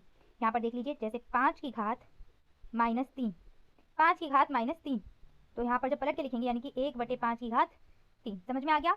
नेक्स्ट देख लीजिए 4 की घात -7, तो क्या हो जाएगा 1/4 की घात 7। ये समझ में आ गए क्वेश्चन। चलिए अगले नियम पर बढ़ते हैं। नेक्स्ट नियम है हमारा a की पावर m में a की पावर n से गुणा करेंगे तो क्या आएगा। जब आधार समान हो और उनमें गुणा हो रहा हो तो जो घातें होंगी वो क्या हो जाती हैं, जुड़ जाती हैं। तो क्या a की पावर m मल्टीप्लाई a की power n is equal to a की पावर m प्लस n। जैसे यहाँ पर देखिए 3 की घात 4 मल्टीप्लाई 3 की घात 7, गुणा हो रहा है ना, आधार भी हमारे क्या है समान है, तो गुणा में क्या होगा घातें जुड़ेंगी। 3 की घात 4 प्लस 7, 3 की घात 4 प्लस 7 इज इक्वल टू क्या हो जाएगा 3 की घात 7 4 11। ये आपका आंसर हो गया। ऐसे ही और भी एग्जांपल आप कर सकते हैं। 2 की घात 3 मल्टीप्लाई 2 की घात 5, तो आपका आंसर क्या बनेगा 2 की घात 5 इज इक्वल टू 2 की घात 3 प्लस 5 बराबर 2 की घात 5 3 8। यहीं पर उल्टा हो, आधार समान हो पर उनमें क्या हो रहा हो डिवाइड, तो घातें क्या होती हैं माइनस हो जाती हैं। नेक्स्ट आपका नियम देख लीजिए, नियम नंबर 4, ए की पावर m में डिवाइड कर रहे हैं ए की पावर n से, तो क्या हो जाएगा ए की पावर m माइनस n। तो यहाँ पर देख लीजिए, जैसे यहाँ पर 3 की घात 8 गुणा डिवाइडेड बाई 3 की घात 2, तो क्या बनेगा, यहाँ पर 3 की घात डिवाइड हो रहा है ना, आधार भी समान है तो घातें माइनस हो जाएंगी। 3 की घात 8 माइनस 2 इज इक्वल टू 3 की घात 6। और एग्जाम्पल देख लीजिए, 11 की घात 7 डिवाइडेड बाई 11 की घात 4 इज इक्वल टू क्या बनेगा, 11 की घात 7 माइनस का 4 बराबर 11, 7 में से 4 गए आपके 3, 11 की घात 3। समझ में आ गए चारों नियम। ये बहुत ही इंपॉर्टेंट, जब आप क्वेश्चन करेंगे तो वहां पर ये नियम आपके लग रहे होंगे। नेक्स्ट आपका नियम नंबर 5 है, ये क्या है, किसी संख्या के ऊपर घात लगी है और उसके ऊपर भी घात लगी है तो वो दोनों घातों में क्या हो जाता है, गुणा हो जाता है। जैसे a की पावर m की होल पावर n, तो क्या हो जाएगा a की पावर mn। यहाँ पर एग्जांपल से समझ लो तो ज्यादा से समझ में आएगा। 4 की घात 3 की होल घात 2, तो 4 की घात क्या हो जाएगी, 3 दूनी 6, गुणा हो जाता है। ठीक है, नेक्स्ट क्या है आपका नियम नंबर 6, a की घात m upon n is equal to, तो ये क्या होगा, जब घातें कैसी हो, डिवाइड में आ रही हो तो जो नीचे वाली घात है वो क्या लगाते हैं, अंडर रूट। तो उसको समझने से पहले नियम नंबर 7 समझो। नियम नंबर 7 क्या कहता है, जैसे अगर आपका रूट लगा हुआ है और इस पर लिखा हुआ है 3 4 5 6 कुछ भी लिखा हुआ है, ठीक है, रूट का भी समझाते हैं। रूट में तो 2 लिखा हुआ आता है, नहीं लिखा है तो इसका मतलब क्या है, वो अंडर रूट यानी कि वर्गमूल लेना है। वहां पर इसके अंदर लिखा हुआ है 3, तो इसको घातांक में कैसे लिखेंगे, 3 की घात क्या है, रूट है ना, तो 1 अपॉन जितनी भी लगी है 2, यहाँ पर लिख देते हैं 4, तो यहाँ पर क्या हो जाएगा 4, 4 की घात कितनी जो लगा, ये क्या है, क्यूब रूट है ना, यानी कि रूट पे कितना लगा है, 3 लिखा हुआ है, तो क्या हो जाएगा 1/3। ऐसे अगर यहाँ पर रूट पे 5 घात लगी हुई है और यहाँ पर अंदर लिखा है 6, तो ये क्या बनेगा, 6 की घात 1/5। समझ में आ गया, ये नियम नंबर 7 कह रहा था। अब हम वापस चलते हैं और समझते हैं नियम नंबर 6 को। नियम नंबर 6 क्या है, a की घात m अपॉन n है, तो n को हम ले जाएंगे रूट पर, m रहेगा उसके अंदर। जैसे यहाँ पर एग्जांपल से समझो, 125 की घात है 2/3, तो इसको कैसे लिखेंगे, क्यूब रूट लगाया, अंदर 125 की पावर क्या हो जाएगी, 2। ठीक है, अब इसको सॉल्व कर लीजिए, चाहे तो मल्टीप्लाई इसके फैक्टर करके कर लीजिए, या फिर क्या कर सकते हैं, एक और मेथड होता है इसका, फैक्टर करके कर लीजिए। 125 किसका है, 5 का क्यूब होता है, तो 5 का क्यूब का स्क्वायर। ठीक है, 5 के क्यूब का स्क्वायर, तो ये क्या हो जाएगा, इसको किस तरीके से लिख सकते हैं, 5 की घात अंदर तो मल्टीप्लाई हो जाएगा, 3 दूनी 6, और बाकी की जो घात है उसको क्या ले आए हम, 1/3 में, तो गुणा क्या हो जाएगी 1/3, 3 दूनी 6 यानी कि 5 का स्क्वायर, 25। आई नो आप लोगों को समझ में नहीं आएगा, इसलिए मैं इसको एक बार फिर से बताती हूँ। देखिए किस तरीके से करेंगे। जैसे यहाँ पर ले लिया 125 की घात क्या थी, 2/3 थी। ठीक है, हमने क्या लगाया, क्यूब रूट, अंदर लिखा 125 का स्क्वायर। 125 का स्क्वायर जो 125 है वो किसके फैक्टर है, 5 के हैं। ठीक है, 5 का क्यूब होता है 125, अभी निकाला भी था, तो वर्गमूल लगाया, 5 की घात 3 और उसकी घात 2। यहाँ पर नियम कौन सा लगा दिया, नियम नंबर 5, क्यूब रूट लगा ही है, 5 घातों का गुणा हो जाएगा, 3 दूनी 6 हो गया। ठीक है, अब यहाँ पर मैंने कौन सा रूल लगाया, यहाँ पर रूल लगाया है 7 वाला, जो क्यूब रूट लगा हुआ है ना, इसको हम क्या करेंगे, डिवाइड में घात चली जाती है, तो 5 की घात 6 तो ऑलरेडी था, बाकी जो क्यूब रूट की घात है वो क्या आ जाएगी, गुणा 1/3, और इस 3 से 6 कट जाएगा 2 बार, तो 5 की घात कितना बचा, 2, यानी कितना आंसर आ गया, 25। ठीक है, चलिए आगे बढ़ते हैं। नेक्स्ट नियम है आपका, जब आधार समान नहीं होंगे तो उस कंडीशन में क्या होगा, आधार समान नहीं है, गुणा हो रहा है और घातें समान है, तो क्या कर सकते हैं, a की घात m गुणा b की घात m, तो क्या हो जाएगा a b की पावर m। जैसे यहाँ पर देते हैं 2 की घात 3 गुणा 3 की घात 3, तो क्या हो जाएगा 2 गुणा 3 की होल घात कितनी हो जाएगी, 3, यानी कि क्या बनेगा आपका 3 दूनी 6 की घात 3। समझ में आ गया। नेक्स्ट ऐसे ही डिवाइड का रूल होता है, अगर वो दोनों संख्या डिवाइड में a की घात m अपॉन b की घात m, तो क्या हो जाएंगे a अपॉन b की होल पावर m। अगर यहीं पर ये वाला बहुत इंपॉर्टेंट है, अगर वो माइनस में दी गई है तो क्या करोगे, बस इनको पलट के लिख देना और वही घात लगा देनी। जैसे 2/5 की घात -3 है, तो क्या हो जाएगा 5/2 की घात +3। समझ में आ गई ये बात। चलिए अब बढ़ते हैं क्वेश्चन की तरफ। क्वेश्चन करेंगे, पहला क्वेश्चन है आपका, घातांक के रूप में लिखिए, यानी कि इन सभी को क्या करना है, घातांक के रूप में लिखना है। 5 पे क्या लगा हुआ है, वर्गमूल लगा हुआ है, वर्गमूल यानी कि 1/2 आएगा, तो इसका घातांक रूप क्या हो जाएगा, 5 की घात 1/2। नेक्स्ट में क्या हो जाएगा, कितनी घात है, 4 है, तो 7 की घात 1/4। 3125 का निकालने के लिए सबसे पहले क्या करो, 3125 के करो फैक्टर। चलो फैक्टर करो, 5 से जाएगा, 5 का 30, 5 दूनी 10, 55 25, फिर 5 से चला जाएगा, 3125 लिखा, 5 से डिवाइड देते हैं, 5 का 30, 5 दूनी 10 और 55 25, फिर 5 से दीजिए, 5 एकम 5, 5 दूनी 10, 55 25, फिर 5 से दीजिए, 5 दूनी 10, 55 25, फिर 5 से दीजिए, तो 55 25, फिर 5 से चला जाए, कितनी आ रही है, 1 2 3 4 5, यानी कि 5 की घात कितनी हो जाएंगी, 5, और इनकी तो आंसर आप लोगों ने नोट कर ही लिए होंगे, 7 की घात 1/4 और 5 की घात 1/2।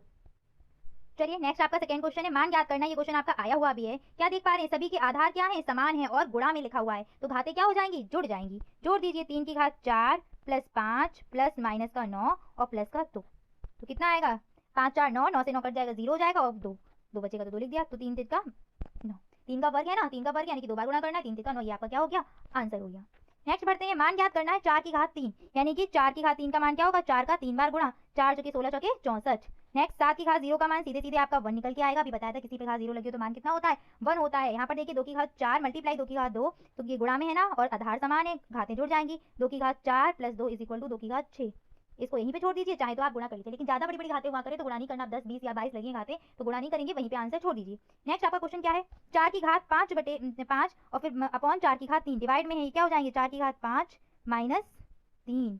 या इसको कोई बच्चे इस तरीके से भी कर सकते हैं, ये क्या, ये तो सीधा का सीधा लिखा रहेगा, ये अपॉन में था ना, इसको ऊपर ले जाएंगे तो इसकी घात क्या होगी माइनस की हो जाएगी। अब ये गुणा में आ गए, सीधे सीधे घातें जोड़ दो, नहीं तो पहले वाला रूल देख लो। ठीक है, यहाँ पर सीधे सीधे जुड़ जाएंगे, तब भी आपका क्या आएगा 5 माइनस का 3 इज इक्वल टू 4 की घात 2। इस तरीके से, या जो नियम बताया था भाग वाला, उस नियम में क्या बताया था, जब ये भाग में दिए हो तो घातें क्या होती है माइनस, तो 4 की घात 5 माइनस 3 इज इक्वल टू 4 की घात 2, और 4 की घात 2 का मान 4 चौके 16, तो 16 इसका आंसर हो जाएगा। चलिए नेक्स्ट क्वेश्चन पर आइए। 64 की पावर कितनी है 2/3 और 27 की पावर भी कितनी है 2/3, और ये दोनों क्या है गुणा में। सबसे पहले हम क्या करें, 64 और 27 ये किसके, इनके फैक्टर कर लो। 64 के हमने फैक्टर किए, किससे जा रहा है ये 4 से, 4 एकम 4 और 4 6 24, फिर 4 से क्या 4 चौके 16, 4 से क्या 1, यानी कि 4 की घात 3 आ रही है। तो इसको कैसे लिखोगे 4 की घात 3 की होल घात 2/3। ऐसे 27 किसका होता है 3 का होता है, 3 त्रिकाना होती है 27, यानी कि 3 की घात 3 और मल्टीप्लाई 2/3। अब हम जानते हैं जब घात के ऊपर घात लगी हो तो क्या हो जाता है मल्टीप्लाई, 4 की घात 3 गुणा 2/3, फिर गुणा यहाँ पर 3 की घात 3 गुणा 2/3। ठीक है, अब देखिए यहाँ पर क्या होगा, 3 से 3 कट गया तो क्या बचेगा, इसी को आगे सॉल्व कर देते हैं। 4 की घात 2 बचा यहाँ पर, मल्टीप्लाई 3 की घात 2 बचा, 4 चौकी 16 और 3 तिका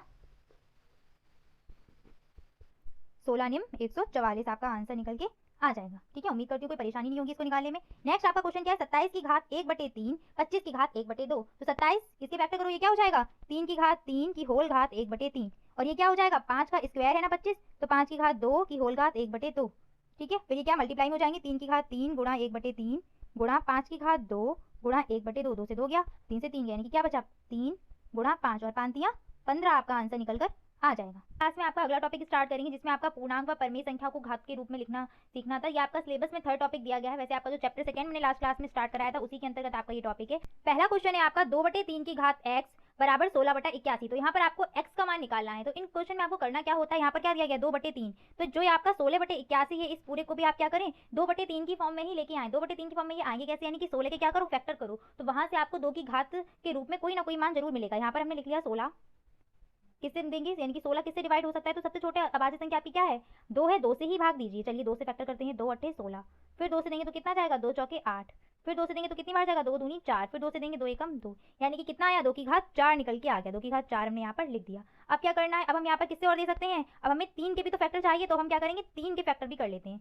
चलिए 3 के फैक्टर करिएगा, यहाँ पर हमने मतलब 81 के फैक्टर करने हैं, 3 के फैक्टर नहीं करने, 81 के फैक्टर 3 के उसमें करने हैं, तो करिए 81 के फैक्टर 3 से करेंगे तो 3 दूनी 6, 3 सत्ते 21, फिर 3 से देंगे तो 3 निम 27, फिर देंगे 3 तिरका 9 और 3 एकम 3, यानी कि 3 की घात के रूप में कितना आया 81 4, 3 की घात 4 यानी कि 81 हो जाएगा आपका। और यहाँ पर क्या लिखेंगे 2/3 की होल पावर x। जब ऊपर और नीचे देखो आधार तो अलग अलग है लेकिन घातें समान है, तो इसको कुछ इस तरीके से भी लिख सकते हैं 2/3 की घात 4। यहाँ पर आप देख रहे हैं दोनों पक्षों की अगर हम तुलना करेंगे तो सीधे सीधे क्या आ जाएगा x बराबर 4, और हमें x का ही मान निकालना था। समझ में आ गया, आगे क्वेश्चन की तरफ बढ़ते हैं। नेक्स्ट क्वेश्चन है आपका सेकंड, 3 की घात 5 गुणा 7 की घात 2 बटे 21 की घात 2 को सरल कीजिए। ठीक है, तो चलिए करते हैं इसमें। इन प्रश्न में आपको क्या करना है, अगर आप देख पा रहे हैं तो ऊपर क्या दिया है आपको, ऊपर दिया है आपको 3 की घात 5 और नीचे वो गुणा 7 की घात 2 21 को अगर आप चाहें तो दो संख्याओं में तोड़ सकते हैं, 3 सत्ते 21 होता है, यानी कि क्या कर सकते हैं 21 की जगह 3 गुणा 7 और होल पावर क्या लगा दो 2, कोई प्रॉब्लम कोई समस्या नहीं आनी चाहिए यहाँ पर। अब सेम वही 3 की घात 5 गुणा 7 की घात 2 बटे नीचे आप देख पा रहे हैं कि घातें क्या है पूरे के साथ लगी, इनको अलग अलग कर दो, 3 की घात 2 गुणा 7 की घात 2। अब वही घातांक वाला नियम यहाँ से 7 की घात 2 7 की घात 2 सीधे सीधे कट जाएंगे तो 1 बचेगा, और यहाँ पर वो लगा दीजिए आधार समान है और भाग में दिया है तो 3 की घात 5 गुणा 3 की घात, इसको ऊपर ले जाएंगे तो ये क्या हो जाएगा माइनस का 2 हो जाएगा, या आप चाहें तो सीधे सीधे कर दो, भाग में है तो 3 की घात 5 माइनस का 2 इज इक्वल टू 3 की घात 3, यानी कि अगर चाहे तो इसको सॉल्व कर लो, 3 तिरका 9 तियां 27, 27 आपका आंसर निकल के आ जाएगा। क्या किया, सबसे पहले हमने 21 को तोड़ दिया, किस किस में 21 को हमने ब्रेक किया। 21 होता क्या है 3 सत्ते 21 होते हैं, 3 और 7 में ही तोड़ दिया, 21 की जगह 3 और 7 लिख दिया, उसकी होल पावर 21 के ऊपर स्क्वायर लगा था वो हमने स्क्वायर यहाँ पर लगा दिया। ठीक है, अब ये दोनों गुणा में है ना, स्क्वायर जब हटाएंगे तो स्क्वायर दोनों पर आ जाएगा, तो वही कर दिया 3 की घात 2 और 7 की घात 2, ऊपर भी 7 की घात 2 था, 7 की घात 2 से 7 की घात 2 कट गया, या और यहाँ पर क्या बचा 3 की घात 5 बटे 3 की घात 2, आधार समान है भाग में दिए गए हैं तो यहाँ पर क्या हुआ घातें घट जाती हैं, तो 3 की घात 5 माइनस का 2 बराबर 3 की घात 3 निकल के आ जाएगा, और उसको सॉल्व कर लिया। नेक्स्ट क्वेश्चन की तरफ बढ़ते हैं। आपका जो 3rd क्वेश्चन है वो क्या है आपका 3rd क्वेश्चन, 2 की घात 14 गुणा 2 की घात 3 में भाग देना है 2 की घात 20 का। चलिए इसको कैसे सॉल्व करेंगे, बहुत ईजी क्वेश्चन है, बस घातें क्या है बड़ी बड़ी हैं थोड़ी। यहाँ पर मैंने जो आज क्वेश्चन लिए हैं उसमें घातें बहुत अच्छे से बड़ी बड़ी घात ली है, तो कुछ नहीं करना, पहले गुणा में दिया गया है तो गुणा में घातें जुड़ती हैं, कर लीजिए। 2 की घात 14 प्लस 3 भाग 2 की घात 20। 14 और 3 कितना हो जाता है, 4 3 7, यानी कि 2 की घात 17 भाग किसका, 2 की घात 20 का। भाग का चिन्ह लगा यानी कि घातें क्या हो जाएंगी, घट जाएंगी, तो 2 की घात 17 माइनस 20 क्या निकल के आएगा, 2 की घात माइनस का 3। हम क्या और कर सकते हैं, घात को चाहे तो नीचे भेज दें, तो 2 की घात 1 बटे 2 की घात 3। जैसे ही हम पलटते हैं तो घात हमारी क्या हो जाती है, प्लस की हो जाएगी। अंश को अगर हम नीचे करेंगे यानी कि 1 अपॉन की फॉर्म में लिखेंगे तो यानी कि घात हमारी प्लस की हो जाएगी। और हम इसको क्या कर सकते हैं, 2 की घात 3 का मान कितना होता है 8, 2 दूनी 4 दूनी 8, तो 1 बटे 8 आपका आंसर निकल कर आ जाएगा। चलिए आगे बढ़ते हैं। चलिए नेक्स्ट क्वेश्चन है आपका 40 96 का घातांकीय संकेत है, यानी कि 40 96 को घातांक के रूप में लिखना है, तो क्या करना पड़ेगा, इसके फैक्टर करने पड़ेंगे। चलिए फैक्टर करते हैं, इसके यहाँ पर लिख देते हैं 40 96। सबसे छोटी बात संख्या से डिवाइड करिए, यानी कि सबसे पहले हम किससे करेंगे, 2 से देखते हैं, तो 2 से करिए, 2 दूनी 4, 0 में तो 0 रहेगा, 2 चौके 8, 2 अट्ठे 16। फिर 2 से दीजिए, 2 एकम 2, 0, 2 दूनी 4, 2 चौके 8। फिर 2 से दीजिए, 2 पंजे 10, 2 एकम 2 और 2 दूनी 4। फिर 2 से दीजिए, 2 दूनी 4, 1 बचेगा, 2 पंजे 10 और 2 छिंग 12। फिर 2 से जाएगा, 2 एकम 2, 2 दूनी 4, फिर 1, 2 अट्ठे 16। फिर 2 से जाएगा, 2 छिंग 12, 2 चौके 8। फिर 2 से आपका चला जाएगा यानी कि 2 3 6, 2 दूनी 4। फिर 2 से जाएगा, 2 एकम 2, 2 छिंग 12। फिर 2 से जाएगा, 2 अट्ठे 16। फिर मैं यहाँ से 8 से फिर मैं यहाँ कर देती हूँ, जगह नहीं बची हुई है नीचे। फिर 2 से देंगे तो 2 चौके 8। फिर 2 से देंगे, 2 दूनी 4 और फिर 2 से 2 एकम 2, यानी कि कितना निकल के आ रहा है आपका, काउंट कर लीजिए यहाँ पर कितने हो जाएंगे, 1 2 3 4 5 6 7 8 9 10 11 12, यानी कि 40 96 को अगर घातांकीय संकेत में लिखेंगे तो 40 96 बराबर 2 की घात 12।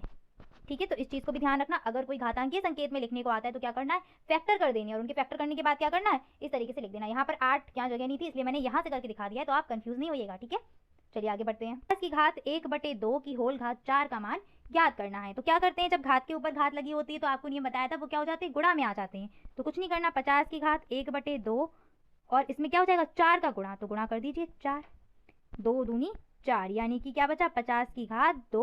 और जब इसका मल्टीप्लाई करेंगे तो क्या हो जाएगा, 50 का 2 बार मल्टीप्लाई करिए तो 55 25 और 2 0, यानी कि 25, तो आपका आंसर निकल कर आ जाएगा। चलिए नेक्स्ट देखते हैं, 7th क्वेश्चन क्या है, 9 की घात 16 गुणा 9 की घात माइनस 2 को सरल करें। तो क्या करना है इसमें, सबसे पहले तो 9 की घात को ही सॉल्व कर लेते हैं। तो 9 की घात 16 गुणांक में घाते हैं तो घाते क्या हो जाएंगी, जुड़ जाएंगी, 16 माइनस का मतलब प्लस होगा और अंदर माइनस का 2, यानी कि घाते वहां पर जुड़ेंगी। नीचे भी आप घातें जोड़ सकते हैं, 3 की घात 17 गुणा 3 की घात 17। तो यहाँ पर कुछ इस तरीके से भी आप लिख सकते हैं, 3 गुणा 3 की घात 17 कर सकते हैं, यानी दोनों चीजें हो सकती हैं। 3 गुणा 3 की घात 17, अंदर क्या है, आधार समान ही तो है, तो आप क्या करोगे, या तो घातें जोड़ दो, नहीं तो इस तरीके से भी लिख सकते हो। चलिए अब इसको सॉल्व करते हैं। तो ऊपर क्या बचेगा, 16 में से 2 जाएंगे आपके, कितना बचा ऊपर 9 की घात 14 और नीचे क्या हो जाएगा, 3 3 का 9 की घात 17। क्लियर, तो आपका क्या आ जाएगा आंसर। यहाँ पर क्या करेंगे, घात अब तो भाग में दिए गए हैं ये, तो माइनस का 17 कर देंगे, आंसर क्या निकल के आ जाएगा, 9 की घात 14 में से 17 गए, यानी मतलब 17 में से 14 जाएंगे तो माइनस का 3, 9 की घात माइनस का 3 आपका आंसर निकल कर आ जाएगा। चाहे तो आप इसको कैसे और सॉल्व कर सकते हैं उसको भी देख लीजिए।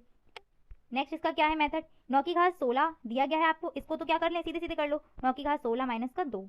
ठीक है, और नीचे आप क्या करें, 3 की घात आधार, मैंने आपको क्या सिखाया था, आधार समान हो तो घातें जुड़ जाती हैं, तो सीधे सीधे क्या कर सकते हैं, 3 की घात 17 प्लस 17, कोई दिक्कत नहीं आनी, ये तो आपने सीखा ही है। 9 की घात 16, 16 में से 2 गए, आपके क्या बचेंगे 14 हो गया, और नीचे आपका क्या बचेगा 17 और 17 जोड़ेंगे तो 7 7 14 और 1 और 1 2 और 1 3, 3 की घात 34 निकल के आ गया। ठीक है, कोई प्रॉब्लम नहीं आनी। अब 9 को हम क्या कर सकते हैं, 3 का स्क्वायर लिख सकते हैं। 9 को हमने क्या किया, 3 का स्क्वायर लिख लिया, फिर घात कितनी हो जाएगी 14 बटे नीचे आपका क्या हो जाएगा 3 की घात 34, कोई समस्या नहीं आनी इसमें। चलिए 14 दूनी कितना हो जाएगा 28 बटे 3 की घात 34। अब क्या करना है, घातें क्या होंगी, वे भाग में दिए गए हैं तो घातें घट जाएंगी, 3 की घात 28 माइनस का 34 बराबर, यहाँ पर घटा दीजिए तो 14 में से आपका 6 8 जाएगा, 6 बचेगा और 2 से 2 यानी कि 3 की घात कितनी निकल के आ रही है 6, वो भी किसकी माइनस की। क्लियर, 3 की घात 6 निकल के आएंगी माइनस की, और वहाँ पर आपका जो आंसर निकल के आया था वो क्या आया था, 9 की घात निकल के आई थी माइनस की 3। ठीक है, तो कोई प्रॉब्लम नहीं है, इस 9 को जैसे ही आप 3 के उसमें तोड़ेंगे तो ये क्या हो जाएगा, 3 का स्क्वायर हो जाएगा कि होल घात माइनस का 3 हो जाएगा, और वहां से आपका आंसर दोनों ही मैच कर जाएंगे। तो आप जैसा चाहे वैसा कर सकते हैं, दोनों ही आंसर को। अच्छा मैं एक बार आपको कंफर्म कर देती हूँ, पहले आपका इससे क्या निकल के आया, 3 की घात -6 निकल के आया है, निकल के आया है, कितना निकल के आया 3 की घात -6। और जो पहले 9 से किया था वहाँ पर क्या था 9 की पावर -3। अब जैसे ही इसको आप करेंगे 3 के स्क्वायर में कन्वर्ट और इसके ऊपर लगाएंगे -3 घात, तो यहाँ पर वही रूल लग जाएगा कि जब घात के ऊपर घात लगी होती है तो गुणा हो जाता है। तो कर दीजिए 2 का गुणा 3 में, तो 2 3 6, तो 3 की घात कितनी हो जाएगी -6। तो आप देख पा रहे हैं आंसर दोनों से ही सेम आएगा। ठीक है, थोड़ी ये परिमेय संख्या वाले हैं ना, तो थोड़ा सा आपको लग रहा होगा ना कि थोड़ा सा टफ है या समझ में नहीं आ रहा, बहुत ऊपर नीचे हो रहा है, तो आप जैसे जैसे इनकी प्रैक्टिस करते जाओगे बहुत ही आसान हो जाएंगे करने में। नेक्स्ट आपका 8th क्वेश्चन है 4 की घात -8 का मान ज्ञात करना है, सॉरी बटे 2 की घात 16। तो सेम 4 को हम किस में तोड़ सकते हैं, 2 दूनी 4 होता है ना, सिंपल है 2 दूनी 4। तो सेम 4 को हम क्या करें 2 की घात के रूप में तोड़ दो, 2 की घात 2 हो जाएगा। अब 4 के ऊपर घात लगी कितनी थी -8, तो -8 इसके ऊपर पावर लगा दो, बटे 2 की घात कितना दिया है आपको 16 दिया है, सिंपल है। अब 2 की घात, ये घात के ऊपर जब घात लगी हो तो इसका नियम क्या था गुणा हो जाता है, तो यहाँ पर क्या हो जाएगा गुणा, तो गुणा कर दो 2 की घात क्या बचेगा बनेगा फिर -8 गुणा 2, तो 2 की घात -16 और नीचे आपका क्या है 2 की घात 16। इस माइनस की पावर को जब हम नीचे लेके जाएंगे तो ये किसकी हो जाएगी प्लस की, और 1 2 की घात 16 पहले से ही है, नीचे एक और आ गया 2 की घात 16। आधार समान है, घातें क्या होंगी जुड़ जाएंगी। तो आप यहाँ पर क्या करें, इसको मैं ऊपर सॉल्व कर देती हूँ, कोई प्रॉब्लम तो नहीं आएगी। तो घातें जोड़ देंगे तो क्या हो जाएगा 16 + 16 यानी कि क्या हो जाएंगी 32।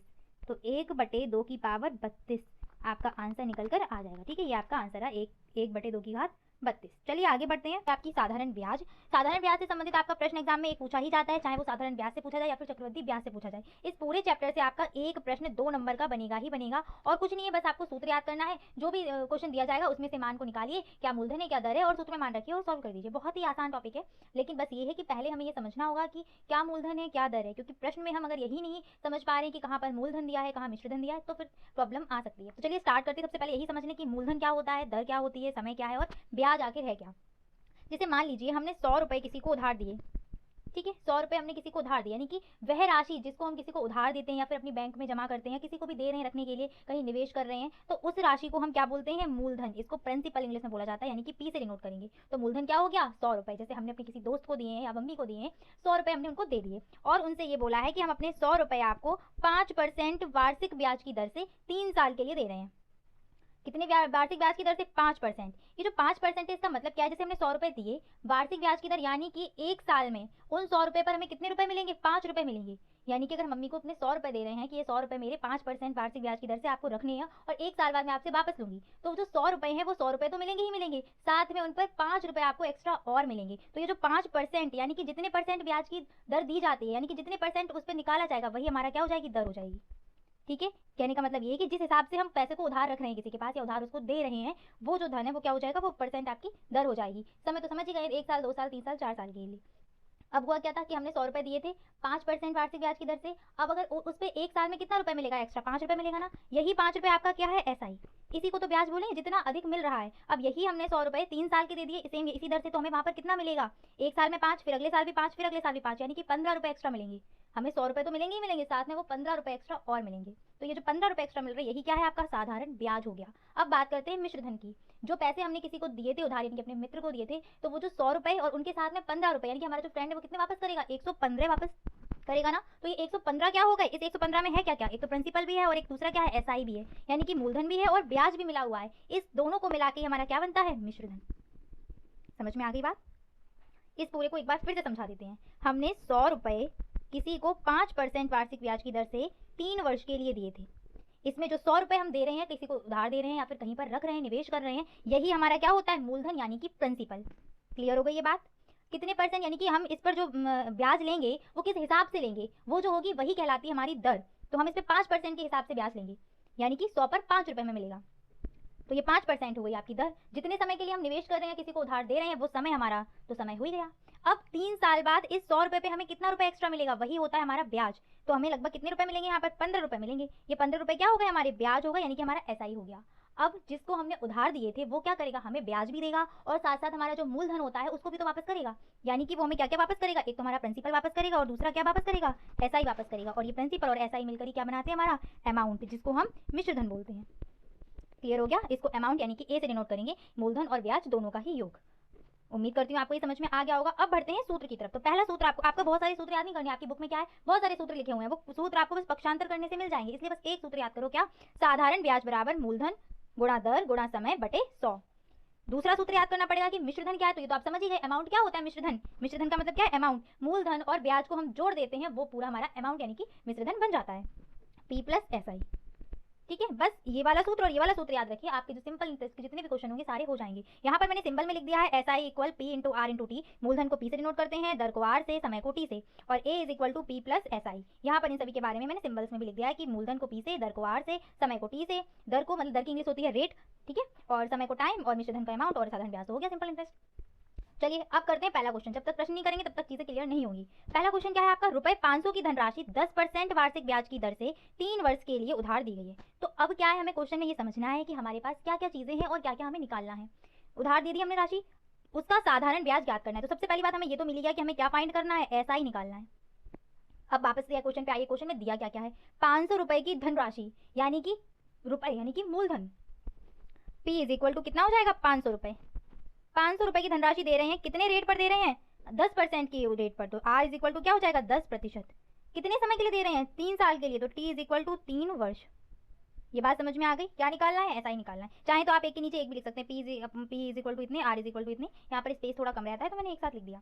अब वापस से वही फॉर्मूला लगाते हैं। फॉर्मूला क्या बताया था अभी आपको, SI is equal to P into R into T। SI निकालनी है तो SI की जगह कुछ नहीं रखना, P का मान कितना है 500, तो P की जगह रख दो 500, R कितना है 10 और समय कितना है 3 बटे 100। अरे P into R into T में यहाँ 100 लगाना भूल गई, P into R into T बटे 100। ठीक है, अब सॉल्व करिए, 500 गुणा R का मान कितना है 10, T का मान कितना है 3 बटे कितना हो जाएगा 100। 0 0 से 0 0 चले गए, कितना आ जाएगा 5 या 15 और गुणा 10 यानी कि 150 रुपये SI मिला। कितना SI मिला है 150 रुपये, यानी कि 500 रुपये की धनराशि अगर हम किसी को 10% वार्षिक ब्याज की दर से देंगे 3 साल के लिए, तो कितना रुपये हमें मिलेगा, 150 का ब्याज मिलेगा। यही अगर मिश्र धन आपसे पूछे कि अमाउंट कितना होगा, तो A इक्वल टू कितना हो जाएगा, मूलधन प्लस ब्याज, यानी कि 650 रुपये पूरा वो हमें वापस करेंगे। ठीक है, चलिए नेक्स्ट क्वेश्चन क्या है आपका, 2500 रुपये पर 4 वर्ष का 2% वार्षिक ब्याज की दर से साधारण ब्याज कितना होगा। 2500 रुपये पर, यानी कि क्या हमें मिल गया, सबसे पहले मिश्र धन सॉरी मूलधन मिल गया हमारा, कितने हैं 2500 रुपये हैं हमारे। चलिए आगे बढ़िए, 4 वर्ष यानी कि समय भी दिया है, कितना दिया है 4 वर्ष हमें समय दिया गया है, का 2% वार्षिक ब्याज की दर से, यानी कि रेट भी दिया है, रेट कितना दिया है 2%, हमें रेट भी दिया है। क्या निकालना है, हमें SI फाइंड करना है। तो SI लिख के हमने क्या लगा दिया, क्वेश्चन मार्क। फॉर्मूला वही वाला है हमारा, चलिए फॉर्मूला लगाइए। यहाँ पर फॉर्मूला क्या है हमारा, SI equal P into R into T upon 100 लग गया फॉर्मूला। अब क्या करना है, सारी की सारी वैल्यू रख दीजिए। P कितना है हमारा 2500, तो P की जगह हमने क्या रख दिया 2500, गुणा R कितना है हमारा 2, गुणा समय कितना है हमारा 4 वर्ष, और बटे 100, 0 से 0 0 से 0। ठीक है, 25 दूनी 50 गुणा 4 और 4 पंजे 20, यानी कि 200 रुपये हमें मिलेंगे। ठीक है, 200 रुपये इसका ब्याज हो जाएगा। नेक्स्ट क्वेश्चन देखिए, साधारण ब्याज की किस वार्षिक दर से, यानी कि हमें यहाँ क्या निकालना पड़ेगा, R निकालना पड़ेगा। तो R की जगह क्वेश्चन मार्क, दर से 600 रुपये का, कितने रुपए का 600, यानी कि P हमें कितना दिया है क्वेश्चन में 600 रुपये हमारे पास हैं। P का मान कितना है 600, कितने समय का 10 वर्ष का, यानी कि T भी दिया है हमें कितना 10 वर्ष, और क्या क्या दिया है 10 वर्ष का साधारण ब्याज 120 रुपये हो जाएगा, यानी कि हमें SI भी दिया गया है कितना 120 रुपये। ऐसे ही होगा इस क्वेश्चन में, यानी कि ये होता है इन क्वेश्चन में जो चीज़ पूछी जाती है उसको छोड़कर बाकी चीज़ें आपको सारी दी जाएंगी। मतलब आपका सूत्र में जितनी भी चीज़ें आ रही है उसमें से एक आपसे पूछी जाएगी, बाकी सारी आपको दी जाएंगी ऑलरेडी। तो सूत्र में मैंने भी आपको क्या बताया था, वही SI वाला ही सूत्र लगाइए, आराम से पक्षांतर करके R का मान निकल जाएगा। स्पेशली R का सूत्र में नहीं आता ना कि R बराबर हम रटते हुए बैठे हैं। ठीक है, तो SI का सूत्र लगाओ, क्या था SI is equal to P into R into T upon 100। सारे मान रख लीजिए। चलिए मान रखते हैं, SI का मान कितना है 120, P का मान कितना है 600, R पता नहीं है, R की जगह R, और T का मान कितना है 10 बटे 100, 0 से 0 चले गए, बाकी सब पक्षांतर कर दो सीधे सीधे। तो 120 बटे ये 2 0 कर चुके हैं। ठीक है, 6 और 10 इसके अपॉन में आ जाएंगे, तो 6 गुणा 10 बराबर R, 0 से 0 गया और 6 दूनी 12, यानी कि यहाँ पर हमारी R कितनी निकल के आई है 2। और जब भी आपको रेट लिखेंगे तो इसके आगे क्या लगाना पड़ेगा, प्रतिशत, 2% हमारा दर निकल के आ गई। ठीक है, चलिए नेक्स्ट क्वेश्चन पे बढ़ते हैं। फोर्थ क्वेश्चन है आपका, 5% वार्षिक ब्याज की दर से 5000 रुपए का कितने वर्षों में साधारण ब्याज 1500 रुपए हो जाएगा। सबसे पहले क्वेश्चन पढ़ो और क्वेश्चन में क्या क्या चीजें दी गई हैं उनको समझने का प्रयास करो। 5% वार्षिक ब्याज की दर से, यानी कि दर हमारे पास कितनी दी गई है क्वेश्चन में 5% ब्याज की दर से कितने रुपए दिए हैं 5000 रुपए, तो रुपए लिख लो, यानी कि ये रुपए क्या है, यही हमारा प्रिंसिपल है। P इज इक्वल टू 5000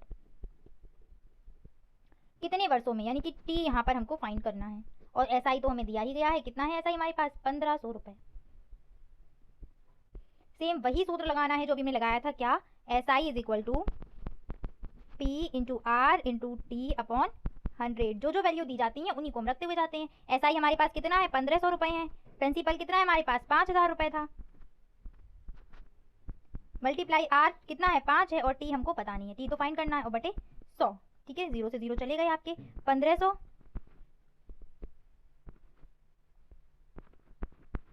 बटे 50 और ये 5।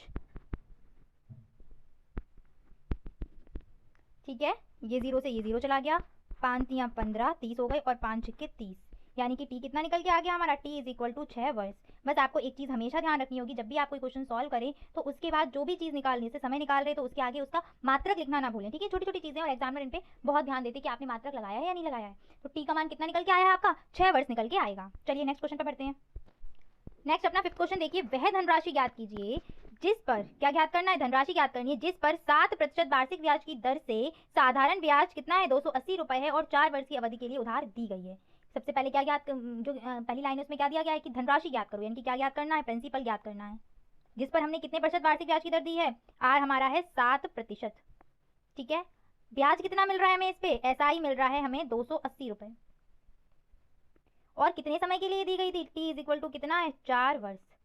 सेम वही फॉर्मूला लगाना है जो अभी तक लगाते हुए आ रहे हैं, यानी कि S I is equal to P into R into T upon 100।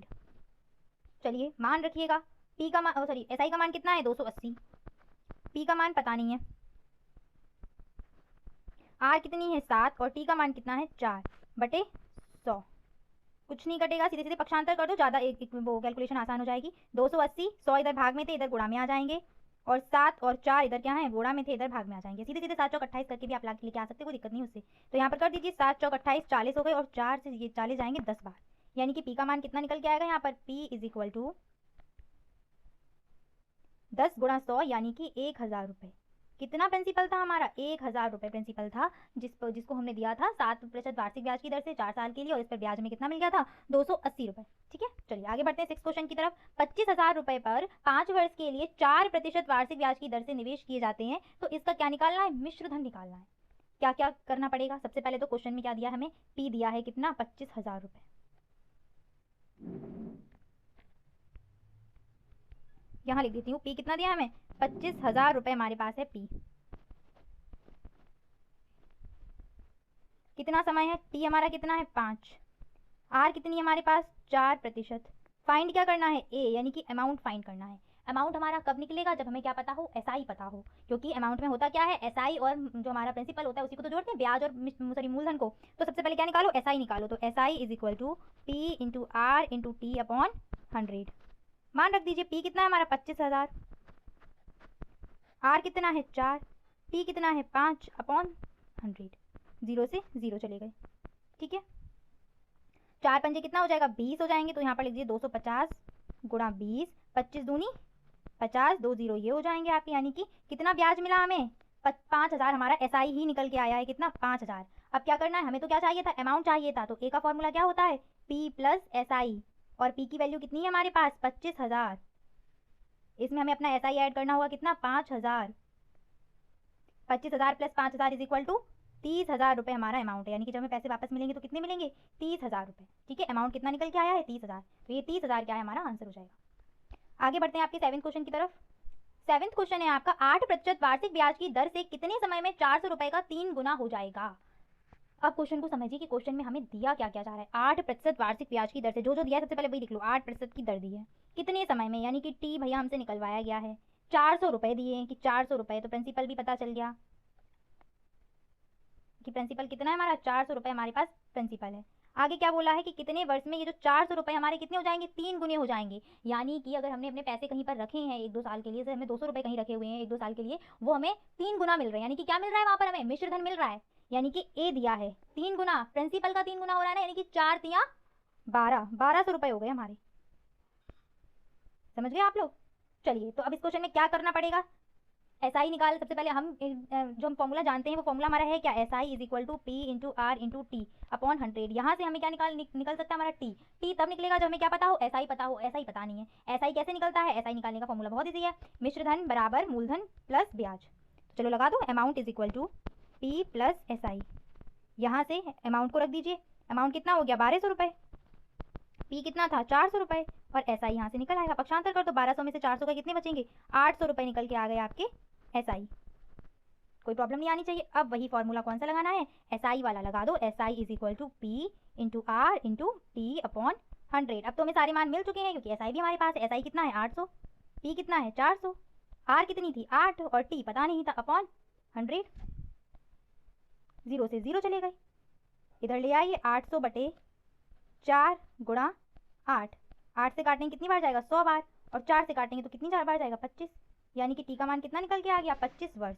इधर लिख देती हूँ T इज इक्वल टू 25 वर्ष, यानी कि 25 साल में ये 400 रुपये हो पाएंगे जाके 1200। देख लीजिए 9th क्वेश्चन क्या है, किसी धन पर 5 वर्ष का SI उसके मिश्र धन का 2/5 है तो साधारण ब्याज की दर ज्ञात करो। तो इस क्वेश्चन में क्या है, आपको न्यूमेरिक वैल्यू नहीं दी गई है, कुछ दी गई है, जो दी है वो लिख लीजिए। T कितना दिया है यहाँ पर 5 वर्ष हमें T दिया गया है, ठीक है। किसी धन पर 5 वर्ष का SI उसके मिश्र धन का 2/5 है, तो हम क्या करते हैं मिश्र धन को मान लेते हैं कि जो मिश्र धन है वो कितना है, A हमारा जो है अमाउंट वो कितना है X है। तो यहाँ पर क्वेश्चन के अनुसार हमारा SI कितना हो जाएगा, मिश्र धन का कितना है 2/5, यानी कि 2/5 X हमारा हो गया SI, ठीक है। 2/5 X या 2X अपॉन 5 भी इसको बोल सकते हैं। समय हो गया, हमें निकालना क्या था यहाँ पर दर, यानी कि R निकालनी थी, ठीक है। R का मान यहाँ पर हमें फाइंड करना है। अब फॉर्मूला वही SI बराबर P into R into T upon 100, लेकिन P नहीं है हमारे पास, तो P हम कैसे निकालेंगे। P निकालने के लिए क्या होता है, वही वाला फॉर्मूला लगाना है, A यानी कि मिश्र धन इक्वल मूलधन प्लस ब्याज। मान रख दीजिए अमाउंट X है, P निकालना है, और SI कितना है हमारे पास 2/5 X। तो यहाँ से P कितना निकल के आ जाएगा, X minus 2/5 X is equal to P। LCM लिया तो 5X हो जाएंगे, 5 में से 2 जाएगा, कितना आ जाएगा आपका, सीधे सीधे 3/5X लिख देती हूँ, कोई प्रॉब्लम नहीं आएगी। 3X/5, ये हमारा प्रिंसिपल निकल के आ गया, ठीक है। अब हम सूत्र अपना कौन सा लगाएंगे, वही वाला, SI is equal to P into R upon T, sorry P into R into T upon 100, ये सूत्र हमारा। ये दोनों सूत्र आपको बहुत अच्छे से याद होने चाहिए। आप देख पा रहे होंगे इस पूरे एक्सरसाइज में केवल यही 2 सूत्र लगाए हैं और कोई सूत्र नहीं लगाया। SI हमारा कितना था 2/5X था, P कितना निकल के आया था 3/5X निकल के आया था P इंटू R, P कितना था 5 था हमारे पास, और बटे 100, ठीक है। 5 से 5 चला जाएगा आपका, और यहाँ पर इधर इस साइड में सॉल्व कर देती हूँ, जो बचा हुआ है उसको लिख लीजिए। 2/5X इज इक्वल टू, इधर जितनी भी चीज़ें आ रही है इक्वल नहीं लगाओ, सबसे पहले पक्षांतर करो, क्या आ जाएगा, इधर मल्टीप्लाई का 100 आ जाएगा, अपॉन में क्या क्या आएगा, ये जो 3X बचे हुए हैं ये क्या आ जाएंगे, अपॉन में आ जाएंगे, तो सीधे सीधे 3X यहाँ पर लिख देते हैं। बराबर में R बचा हुआ है तो R को लिख दो, X से X चला जाएगा आपका, 5 से काट दीजिए, 5 दूनी 10, यानी कि कितने हो गए यहाँ पर 2 दूनी 4, 40/3 हो गया आपका, 40/3 R का मान निकल के आ गया। अगर आप दशमलव में निकालना चाहे तो दशमलव में निकाल दीजिए, 3 एकम 3, 1 बचेगा 10, 3 3 का 9, फिर 1 बचेगा तो 13.3% आपका R निकल के आएगी। कितनी निकल के आएगी R, 13.3%। चाहे तो यहीं पर आंसर छोड़ दें, चाहे तो नीचे वाला दशमलव में भी आप सॉल्व कर सकते हैं। चलिए लास्ट क्वेश्चन देखते हैं आज का। आज का आपका लास्ट क्वेश्चन है कि कोई धन, कौन सा धन है पता नहीं, कोई धन 3% वार्षिक ब्याज की दर से 10 वर्ष में 650 हो जाता है। कि कोई धन था जिसको अगर हमने किसी को उधार दिया या कहीं निवेश किया, वो धन 10 साल बाद 650 हो रहा है, यानी कि हमें प्रिंसिपल पता नहीं है, अभी प्रिंसिपल फाइंड करना ही है, धन ज्ञात करना है, ठीक है। दर कितनी है, दर हमारे पास दी है 3%, समय कितना है 10 साल है, और ये जो यहाँ पर दिया है 650 हो जाता है, ये 650 है क्या एक्चुअल में, ये 650 हमारे पास अमाउंट दिया गया है, ठीक है। फॉर्मूला ये वाला आपको पता ही है ना, A is equal to P plus SI। यहाँ से अगर हम SI का मान निकालें तो SI का मान क्या निकलेगा, यहाँ से P को पक्षांतर कर दो, यानी कि A माइनस का P is equal to SI। समझ गए आप लोग ये बात। चलिए अब वही सूत्र अपना लगाते हैं SI वाला, चलिए लगा लीजिए। SI इज इक्वल टू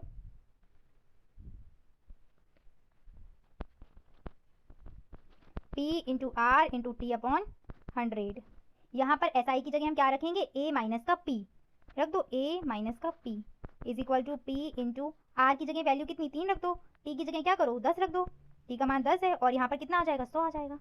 हम चाहें तो सीधे सीधे A की जगह क्या रख सकते हैं 650 रख दें, कोई दिक्कत नहीं आनी, ठीक है, क्योंकि A का मान हमें अगली लाइन में 650 रखना पड़ेगा, तो हम यहीं पर रख देते हैं 650, समझ ही जाएंगे आप लोग।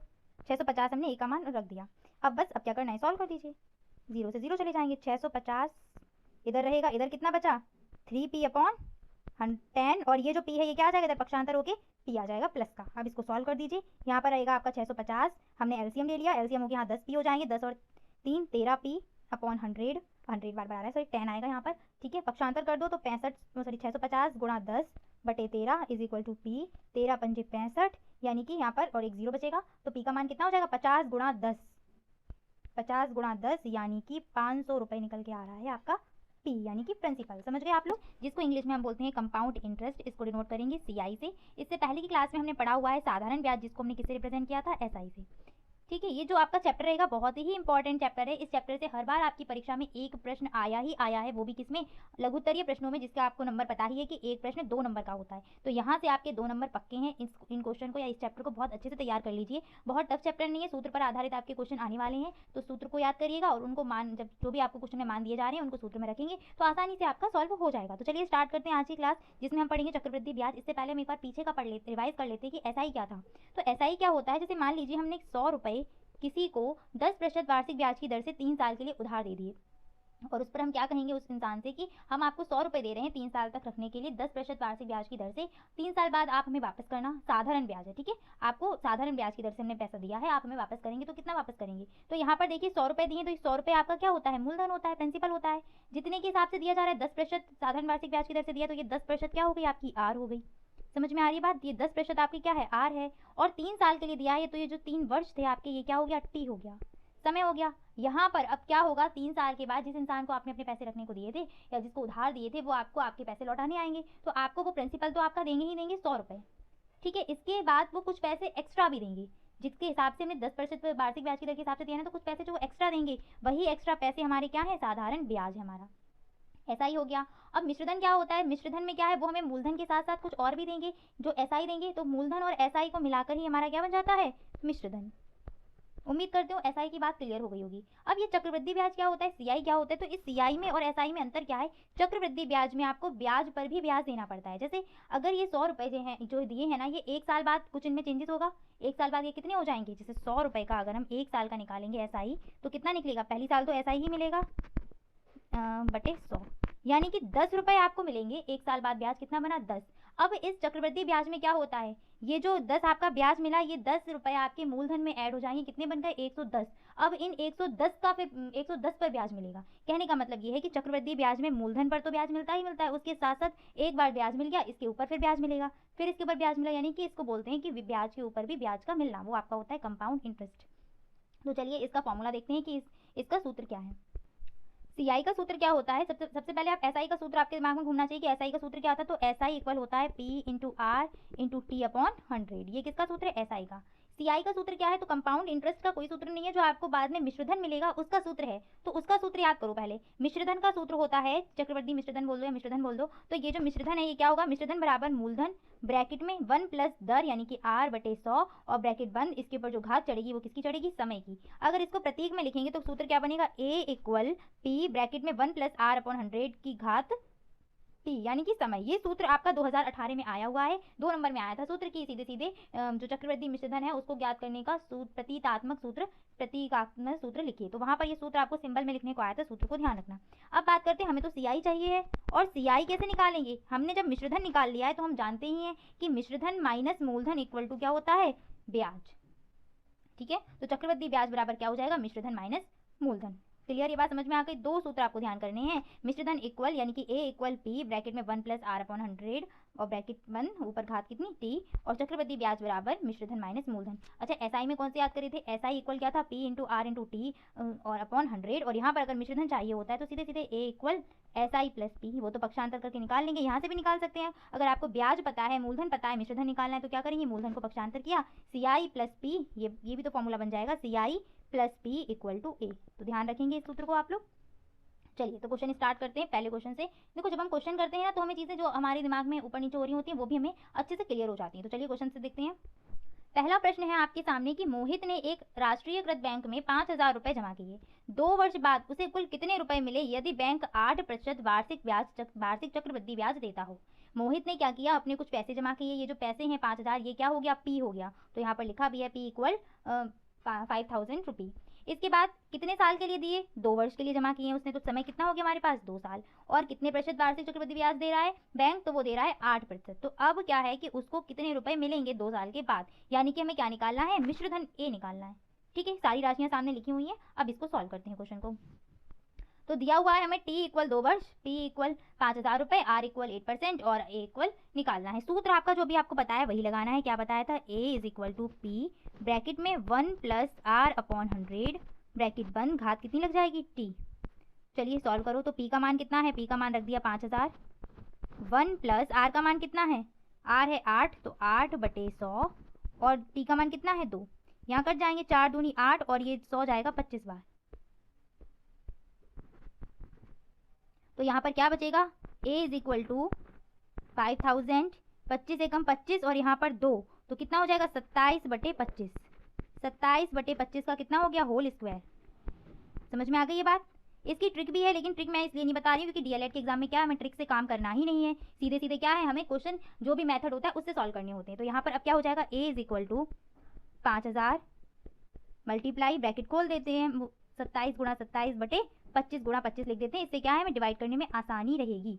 5 से काटा, 25, यहाँ पर कितना हो जाएगा? 1000 हो जाएगा। फिर 5 से काट देते हैं, यहाँ पर कितना हो जाएगा? 200 हो जाएगा।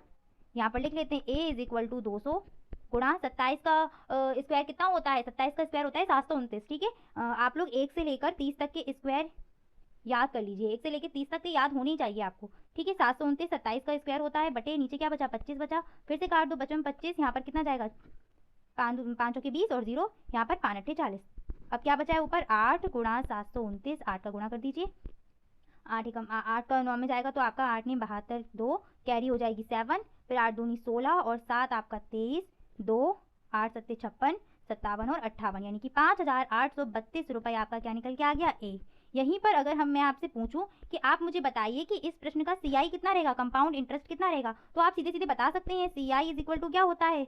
ए माइनस का पी। और ए का मान कितना आपको मिल गया? 5832 माइनस पी हमारा कितना था? 5000 रुपये था। पी माइनस करके कितना निकल के आ जाएगा आपका? 832 रुपये। आंसर कितना आ जाएगा? 832 रुपये आपका क्या निकल के आ जाएगा? सीआई। ये बात समझ में आ गई? 832 रुपये आपका सीआई हो जाएगा। और मिश्र धन का मान कितना है? 5832। समझ में आ गया ये बात? इसी प्रश्न पे मैं आपको एसआई भी बता देती हूँ। जो बच्चे पहली बार देख रहे होंगे, अगर उन्होंने एसआई की वीडियो नहीं देखी है तो आप जाकर देख लीजिए। फिर भी मैं आपको एक बार इसका एसआई निकालना बता देती हूँ। अगर यही जो आपकी दर है ना 8%, ये क्या हो? साधारण ब्याज की दर हो और आपसे साधारण ब्याज पूछा जा रहा हो, तो आप क्या फॉर्मूला लगाएंगे? एसआई इज इक्वल टू, जब साधारण ब्याज पूछा जाएगा तभी। मैं यहाँ पर राशियाँ यही ले रही हूँ, बस आपको एसआई निकालने का मेथड बता दे रही हूँ कि आपको एसआई कैसे निकालना है। इस प्रश्न में एसआई निकलवाया नहीं गया था। ठीक है, इस चीज़ को ध्यान रखना। तो एसआई का फॉर्मूला क्या होता है? P is equal to R into T upon 100। P का मान कितना है? 5000, आर का मान कितना है? 8 और टी का मान कितना है? 2/100। 2 0 से 2 0 चले जाएंगे आपके। 5 दूनी 10, यानी कि 100 गुणा 8 कितना हो गया? 800। 800 रुपये एसआई निकल के आया। और सीआई कितना निकल के आया था हमारा? सीआई अभी निकाला है, कितना निकला था? 832 रुपये। डिफरेंस आप समझ पा रहे होंगे। अब आपको समझ में आ रहा होगा कि एसआई क्या है, सिंपल ब्याज मिलता है, लेकिन इसमें सीआई में क्या होता है? एक बार जो ब्याज मिल गया उस ब्याज पर भी हमें ब्याज मिलता है, इसीलिए ये थोड़ा सा ज़्यादा निकलता है सीआई। ठीक है, एक साल पहली साल तो हमें एसआई ही मिलेगा, दूसरी साल में क्या होता है? हमारा जो मूलधन होता है वो रहेगा, और पहली साल में जो ब्याज मिल जाता है दूसरी साल में उस ब्याज पर भी ब्याज मिलता है। ठीक है, ये बात समझ में आ गई होगी, तब आपका जाके सीआई बनता है। चलिए आगे बढ़ते हैं। आपका नेक्स्ट क्वेश्चन क्या है? 3000 रुपये का 20% वार्षिक चक्रवृद्धि ब्याज की दर से 2 वर्ष का चक्रवृद्धि मिश्रधन और चक्रवृद्धि ब्याज याद करना है। कितने रुपए हैं? 3000 रुपये। तो यानी कि इस क्वेश्चन का आपका प्रिंसिपल क्या बन गया? 3000 रुपये। और 20% वार्षिक चक्रवृद्धि ब्याज की दर है, यानी कि आर कितनी बन गई आपकी? आर बन गई 20%। कितने वर्ष का? 2 वर्ष का। ये 2 वर्ष क्या बन गया आपका? समय। क्या फाइंड करना है यहाँ पर? ए फाइंड करना है। और दूसरा क्या फाइंड करना है? चक्रवृद्धि ब्याज, यानी कि सीआई का मान भी निकालना है। तो चलिए इसको सॉल्व करते हैं। चलिए, अब सूत्र आपको पता ही है। सूत्र क्या है आपका? ए इक्वल, सूत्र वही है सेम, तो सूत्र को लगा लो। ए बराबर पी ब्रैकेट में 1 प्लस आर अपॉन 100, और जो पावर लगेगी वो किसकी लगेगी? समय की। पी हमारे पास कितना है? 3000 रुपये है, तो 3000 लिख दिया। 1 प्लस आर कितना है हमारे पास? 20 अपॉन 100, और मल्टीप्लाई टी का मान कितना है? 2 वर्ष। घात लगा दी 2, 0 से 0 गया और 2 पंजे 10। ठीक है, इतना हो गया। अब यहाँ पर कितना हो जाएगा? 3000 गुणा 5, यहाँ पर एलसीएम लेना है। अच्छा, इसको मैं यहाँ थोड़ा समझा देती हूँ। 1 प्लस, ऊपर क्या बचा? 1 बचा है, तो 1 प्लस 1 अपॉन 5। जब इसको एलसीएम लेके सॉल्व करोगे तो क्या हो जाएगा? 5, यहाँ पर 5 प्लस 1 यानी कि 6/5। तो मैं सीधे 6/5 लिख देती हूँ, कोई समस्या नहीं आनी, इजी है ना, समझ में आ गया होगा, इसीलिए यहाँ पर फास्ट कर देते हैं थोड़ा सा। चलिए, तो कितना हो जाएगा यहाँ पर? 6/5 का होल स्क्वायर। उम्मीद करती हूँ सभी को समझ में आ गया होगा ये। अब इसको क्या करना है? पक्षांतर करके सॉल्व कर लीजिए। तो यहाँ पर क्या हो जाएगा आपका?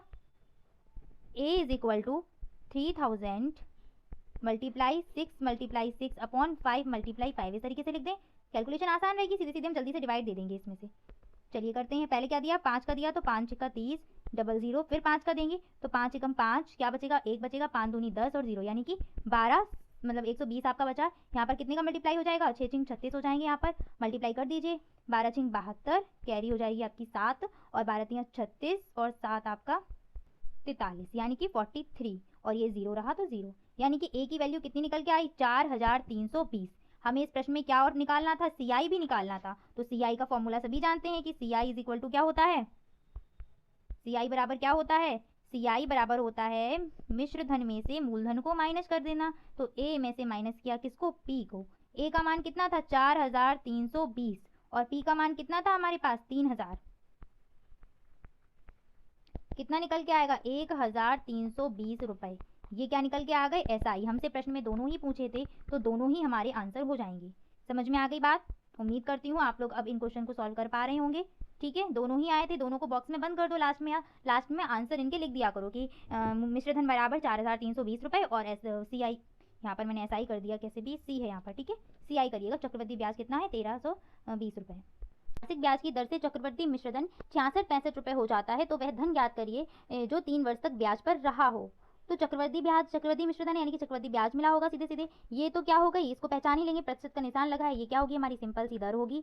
ये मिश्र धन दिया ही दिया है, यानी कि A की वैल्यू दी गई है, ये हमें T दिया गया है, और क्या निकालना है यहाँ पर, धन ज्ञात करना है। धन यानी कि P का मान निकालना है, P की वैल्यू फाइंड करनी। चलिए इसको सॉल्व करते हैं। सूत्र आपका वही लगना है क्या, A बराबर, तो लगा दीजिए यहाँ पर A इक्वल P ब्रैकेट में 1 + R/100 और घात लगा दी T। ठीक है, चलिए अब क्या करना है, सबके मान रखने हैं। A का मान कितना है यहाँ पर, 66-65, मल्टीप्लाई इक्वल P पता नहीं है, 1 + R का मान कितना है यहाँ पर, 10/100 की घात कितनी है, 3, 0 से 0 चला जाएगा। 66-55 इज इक्वल टू P, यहाँ पर क्या हो जाएगा, 11/10 का होल क्यूब हो जाएगा। ठीक है, अब सॉल्व कर लो। 66-55 इक्वल P, 11 का क्यूब कितना भी आ रहा था, 1331 बटे 10 का क्यूब कितना हो रहा है, 1000। अब क्या करो, पक्षांतर कर दो, 66-55 मल्टीप्लाई 1000, ये 5 बने हुए हैं। ठीक है, बटे कितना हो जाएगा, 1331 इक्वल P। 1331 को अगर डिवाइड करेंगे इससे तो 5 बार जाएगा। देखिए 5 एकम 5, 1331 में अगर 5 का मल्टीप्लाई करते तो क्या होगा, 5 एकम 5, 5 तियां 15, एक बच्चे एक कैरी हो जाएगी, 5 तियां 15 और 1 16, फिर एक कैरी, 5 एकम 5 और 1 6, इस तरीके से, यानी कि 5 बार डिवाइड जा रहा है।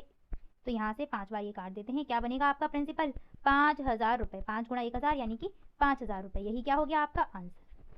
समझ गए, इस क्वेश्चन में क्या था, प्रिंसिपल निकलवाया गया था। टॉपिक है लॉग का। इससे भी आपका एक क्वेश्चन हर बार पूछा गया है अति लघु उत्तर के प्रश्नों में, सीधे 1 नंबर का क्वेश्चन आता है, बहुत ही इजी क्वेश्चन आता है। आप लोगों ने लॉग पढ़ा होगा 12th में या 10th में पढ़ा होगा, उस तरीके के क्वेश्चन नहीं आते, बहुत ईजी क्वेश्चन आना है यहाँ पर, तो इसको अच्छे से समझते हुए चलिएगा, 1 नंबर आपका पक्का हो जाएगा यहाँ से। चलिए स्टार्ट करते हैं लॉग को। लॉग को हिंदी में क्या बोलते हैं, लघु गणक बोलते हैं, इंग्लिश में लॉगरिथम बोलते हैं, और इसको सामान्य शॉर्ट रूप में क्या बोला जाता है, लॉग। वही लिखा है, लघु गणक का सामान्य रूप होता है जिसको लॉग वो कहते हैं। इसके विपरीत क्रम को बोलते हैं प्रति लघु गणक यानी कि एंटी लॉग। ठीक है, हमें एंटी लॉग के क्वेश्चन नहीं करने, सिर्फ लॉग वाले क्वेश्चन करने, बहुत इजी क्वेश्चन आते हैं लॉग से। अब इसकी परिभाषा देख लेते हैं कि आखिर ये लॉग होता क्या है। तो लॉग की परिभाषा क्या है, किसी दिए हुए आधार पर किसी संख्या का लघुगणक वह संख्या है जिसको उस आधार पर घात लगाने से उसका मान दी हुई संख्या के बराबर हो जाता है। ठीक है, यानी कि लॉग क्या है, लॉग वह संख्या है जिसको उस आधार पर घात लगाने से उसका मान दी हुई संख्या के बराबर हो जाए। जैसे हमने यहाँ पर लिखा log b बेस a, ये जो नीचे लगा हुआ है साइड में, इसको हम बेस बोलते हैं, आधार, और ये होती है संख्या। तो log जो है वो वह संख्या है, जैसे b क्या है, वह संख्या है जिसको इसके आधार पर हम घात लगा दें, जैसे a की पावर m कर दें तो a की पावर m का मान क्या हो जाएगा, b हो जाएगा। समझ में आ गई बात, log b बेस a क्या है, इज इक्वल टू m। अब इस चीज़ को समझना है यहाँ पर कि ये जो चीज़ें हैं, ये जो इक्वल के इधर लिखा हुआ है ये होता है घातांक, संख्या तो संख्या है, और ये जो log के नीचे लगा है इसको हम बोलते हैं बेस। जब इसको पढ़ेंगे तो कैसे पढ़ेंगे, log b बेस a। ठीक है, अब इसको एग्जाम्पल से और समझो कि किसी दिए हुए आधार पर, जैसे हमने यहाँ पर ले लिया log 10, ठीक है, बेस इसका 10 है, आधार क्या है, 10 है, पर किसी संख्या का लघुगणक, जैसे हम क्या करते हैं 100 का लघुगणक ले लेते हैं, तो 100 का लघुगणक वह संख्या है जिसको इस आधार पर, आधार क्या था 10 पर घात लगाने से उसका मान दी हुई संख्या के बराबर प्राप्त हो जाए। यानी कि 10 पर हम ऐसी घात लगाएंगे हमें क्या प्राप्त हो जाए, 100, तो कितनी घात लग सकती है, 2, यानी कि इसके इक्वल में क्या आ जाएगा, 2। ठीक है, समझ में आ गई होगी बात एग्जाम्पल से। सेम अगला एग्जाम्पल आपके सामने लिखा है log 1000 बेस 10, इसका मान कितना है, 3। ठीक है, यानी कि हम क्या करेंगे, बेस जो है, बेस पर घात लगानी है ना, बेस क्या है 10 है ना, 10 पर अगर हमने 3 घात लगाई तो हमें क्या प्राप्त होगा, ये मान प्राप्त होगा क्या, 1000। क्लियर। चलिए अब आपके एग्जाम में प्रश्न कैसे पूछा जाता है उसको समझ लो। दो प्रकार के प्रश्न आते हैं, एक तो आता है आपका घातांक से लघुगणक के रूप में लिखने को, और दूसरा आता है यानी कि पहला आएगा घातांक से लघुगणक के रूप में लिखो और दूसरा आ सकता है लघुगणक से घातांक के रूप में लिखो। तो घातांकीय रूप कौन सा है? घातांकीय रूप आप ये देख पा रहे होंगे a की power m equal to b। जैसे यहाँ पर मैं आपको समझाऊं, 2 की पावर 2, 3 ले लेते हैं, 2 की पावर 3 कितना हो जाएगा? 2 दूनी 4 दूनी 8। समझ में आ रही है? या फिर p की power q equal to p की पावर x इक्वल q। ठीक है, ये भी क्या है? घातांक रूप है। एक और एग्जांपल ले लो, जैसे 3 की घात 2 क्या हो जाएगा? 9। ये क्या है? घातांक रूप है। अब लघुगणक रूप कौन सा होगा? जिसमें लॉग लगा हुआ मिलेगा। तो अब इस घातांक रूप से हम लॉग में कैसे जाएंगे? तो ये जो संख्या है जिस पर घात लगी हुई है, ये 2 क्या बन जाएगा? हमारा आधार बन जाएगा, बेस बन जाएगा। तो इसको देखिए कैसे लिखेंगे। पहले तो a की पावर m इक्वल b से समझ लो। a की पावर m इक्वल b से समझोगे तो a क्या है? यहाँ पर a संख्या है और यही क्या बन जाता है? जाकर बेस बन जाता है। तो क्या हो जाएगा? लॉग। और जो इधर साइड इक्वल के इधर जो मान होता है वो क्या बन जाती है? संख्या। तो क्या बनता है? लॉग रूप। Log b base a equal m। समझ में आ गया? अब हम 2 की घात 3 बराबर 8 का लघुगणक रूप लिखेंगे तो कैसे लिखेंगे? लॉग लगा दिया। संख्या कौन सी आएगी? ये वाली 8। लॉग 8 बेस कितना होगा? जिस पर घात चढ़ी हुई है, 2 पर घात चढ़ी है तो 2 बेस हो जाएगा और इक्वल के उधर जो घातांक आएगी वो आ जाएगी, यानी कि 3। समझ में आ गई बात? ऐसे ही नीचे वाले का भी लिख के दिखा देते हैं। क्या बनेगा आपका? लॉग संख्या क्या आएगी? 9 और बेस क्या बनेगा? जिस पर घात लगी है 3 और बराबर के इधर 2। उम्मीद करती हूँ आपको ये लिखना समझ में आ गया होगा। चलिए स्टार्ट करते हैं क्वेश्चन से। पहला क्वेश्चन आपका क्या है? यदि 2 की घात 4 इक्वल 16 हो तो इसका लघुगणक रूप लिखो। क्या है? 2 की घात 4 बराबर 16। तो लॉग में कैसे लिखेंगे? लॉग, इसके बाद जो संख्या होती है, संख्या हम कौन सी लेते हैं? जो बराबर के इधर लिखी होती है, संख्या ली तो लॉग 16। बेस क्या बनेगा हमारा? जिस पर घात लगी है ये 2, ये 2 आ जाएगा बेस में और बराबर जो घात होती है हमारी वो घात यहाँ पर आ जाती है, यानी कि 4। तो इसका घातांक रूप लघुगणक रूप क्या हो गया? Log 16 base 2 equal 4। और घातांक रूप तो ऑलरेडी क्वेश्चन में दिया ही गया है। समझ गए आप? घातांक रूप से लघुगणक रूप आपको लिखने को आएगा 1 नंबर में, या फिर लघुगणक से घातांक रूप भी लिखने को आ सकता है, वो भी मैं आपको सिखाऊंगी। नेक्स्ट सेकंड क्वेश्चन देखिए। जितने क्वेश्चन आप पढ़ लोगे उतना ही आपको क्या है? आसानी से समझ में आ जाएगा। शुरुआत में समझ में नहीं आया होगा। बहुत से बच्चे ऐसे हैं कि जिनके पास मैथ नहीं रही है तो उनको एकदम नया नया सा लग रहा होगा। जैसे ही एक क्वेश्चन करोगे, 2 करोगे, 3 4 और वैसे धीरे धीरे क्या आपको समझ में आने लगेगा। चलिए दूसरे प्रश्न पर आते हैं। क्या है क्वेश्चन? यदि 5 की घात 3 बराबर 125 हो तो इसका लघुगणक रूप ज्ञात कीजिए। क्या है? 5 की घात 3 बराबर 125। क्या लिखना है? इसका लॉग लिखना है। तो क्या लगा दिया? लॉग। अब इसके बाद जो संख्या आएगी वो क्या? जो बराबर के इधर, यानी कि 5 की घात 3 का जो मान होगा ना वही संख्या आती है। तो लॉग 125 किस पर घात लगी है? 5 पर। तो ये 5 बन जाता है बेस। बेस क्या है? नीचे लगाया जाता है और इक्वल 5 पर जितनी घातें होंगी क्या हो जाएंगी? वो 3। ठीक है, इसी से अगर हमें क्या लिखना हो, अब आपको क्वेश्चन में ये दिया जाए तो अब इससे घातांक रूप कैसे लिखोगे? तो हम क्या करते हैं? बेस उठाते हैं, बेस पर जो इधर संख्या दी होती है वो हमारी घात बन जाती है, यानी कि 5 की घात 3 और बराबर लॉग के साथ जो संख्या लिखी होती है वो इसका मान हो जाता है 125। ये क्या हो गया? घातांक रूप। समझ गए? यहाँ से यहाँ बनाने को आ सकता है, यहाँ से ये बनाने को आ सकता है। चलिए आगे बढ़ते हैं। नेक्स्ट है आपका लॉग 81 बेस 3 इक्वल 4 को घातांकीय रूप में लिखिए। घातांकीय रूप में लिखने के लिए क्या करते हैं? जो बेस होता है इस बेस को हम उठाएंगे। बेस हमारा क्या है? यहाँ पर 3 है ना बेस। इस बेस पर क्या घात लगेगी हमारी? जो बराबर के इधर दिया है, यानी कि 4। तो 3 की घात 4 बराबर 81। यही क्या है? घातांक रूप है। 1 नंबर में ये प्रश्न आना है। इतना कर दिया, 1 नंबर पक्का है आपका। ठीक है, चलिए नेक्स्ट क्वेश्चन क्या है? 5 की घात 6 बराबर 15/625 को लघुगणकीय रूप में लिखिए। कौन से रूप में लिखना है? लघुगणकीय रूप में लिखना है। तो लिख दो सिंपल सा। क्या बनाएंगे? लॉग, जो बड़ी संख्या दिखेगी यही आती है लॉग के साथ। तो क्या हो जाएगा? लॉग 15/625 जो यहाँ पर जिसके ऊपर घात चढ़ी होगी, ये तो समझ में आते थे 2 की घात 4 लिखते, तो ये घात है, ये क्या है? आधार है। यही जो आधार है यही हमारा यहाँ पर आधार बन जाता है बेस। बेस क्या बन जाएगा? 5 और जो घात चढ़ी है वो घात आ जाती है। ठीक है, लॉग 15/625 बेस 5 इक्वल 6। नेक्स्ट क्या है? निम्नलिखित को घातांकीय रूप में लिखिए। ठीक है, तो यहाँ पर ये मिस्टेक हो गई मेरे से। किस रूप में लिखना है? लघुगणकीय रूप में लिखना है। घातांकीय रूप तो मैंने ऑलरेडी लिख के आपको दिया ही है। ठीक है, चलिए पहले का लघुगणकीय रूप लिखते हैं। तो क्या बनेगा आपका? लॉग संख्या कितनी है? 27। लॉग 27, इधर बेस कितना है? 3, तो 3 आ जाएगा बेस हमारा, यानी कि आधार कितना है यहाँ पर? 3 आधार हो गया और घात कितनी लगी है? 3 घात लगी है। यही क्या हो गया? इसका लघुगणकीय रूप हो गया। नेक्स्ट का लघुगणकीय रूप लिखिएगा। लॉग संख्या क्या? 256। बेस क्या बनेगा? 4 और घात भी क्या है यहाँ पर? 4। बस इतना करने से आपका 1 नंबर पक्का है और क्वेश्चन आपका एग्जाम में ऐसा ही आना है। इसलिए मैं आपको फोर्स कर रही हूँ कि इस टॉपिक को बहुत अच्छे से तैयार कर लो। जिसे नहीं आती होगी ना वो भी कर लेगा इसको आसानी से। चलिए नेक्स्ट क्या है आपका? 5 की घात 5 बराबर 31/25। इसको लॉग रूप में लिखना है। तो लॉग 31/25, यहाँ पर बेस क्या है? जो यहाँ पर आधार दिया है, आधार क्या है? 5, तो 5 और घात यहाँ पर भी 5 ही है, तो 5 लिख दो। ये क्या हो गया? आपका लघुगणकीय रूप हो गया। ठीक है, नेक्स्ट आते हैं निम्न को। यहाँ पर भी मिस्टेक हो गई। कौन सा रूप लिखना है आपको? घातांकीय रूप लिखना है। ठीक है, चलिए करते हैं। पहला क्वेश्चन क्या है? Log 32 base 2 equal 5। बेस क्या है हमारा? 2। जब लॉग का कोई मान दिया होता है तो ये क्या होती है? ये होती है घात। तो लगा दो घात। 2 की घात 5 बराबर 32। बस इतना करने से आपको 1 नंबर मिल जाएगा। नेक्स्ट क्या है? Log 243 base 3 equal 5। बेस क्या है? 3, ये 5 क्या है? पावर लगा दी और 243। बस ये क्या हो गया, घातांकीय रूप हो गया। यही क्या है आपका आंसर, है ना। बहुत ही सिंपल क्वेश्चन।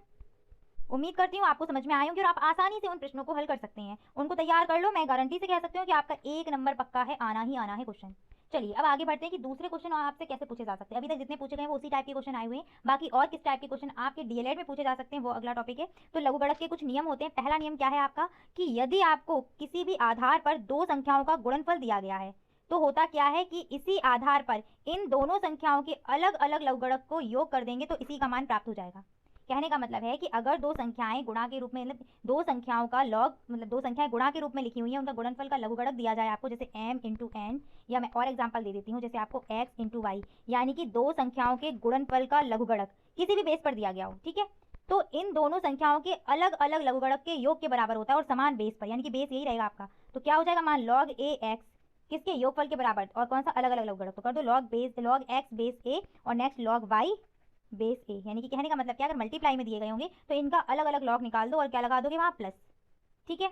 यही बात होगा ये डिवाइड में दिए गए हो, जैसे अगला दिख रहा होगा log m upon n base A, तो अब क्या होगा, ऐसी कंडीशन में क्या हो जाता है, माइनस, इनके अलग अलग लघुगणक के माइनस के बराबर होगा, ठीक है, इनको माइनस कर देंगे। आगे बढ़ते हैं, सेम आपका वैसा ही रूल है जो अभी आपने घातांक में पढ़े हुए हैं ना, वैसा ही वाला चल रहा है।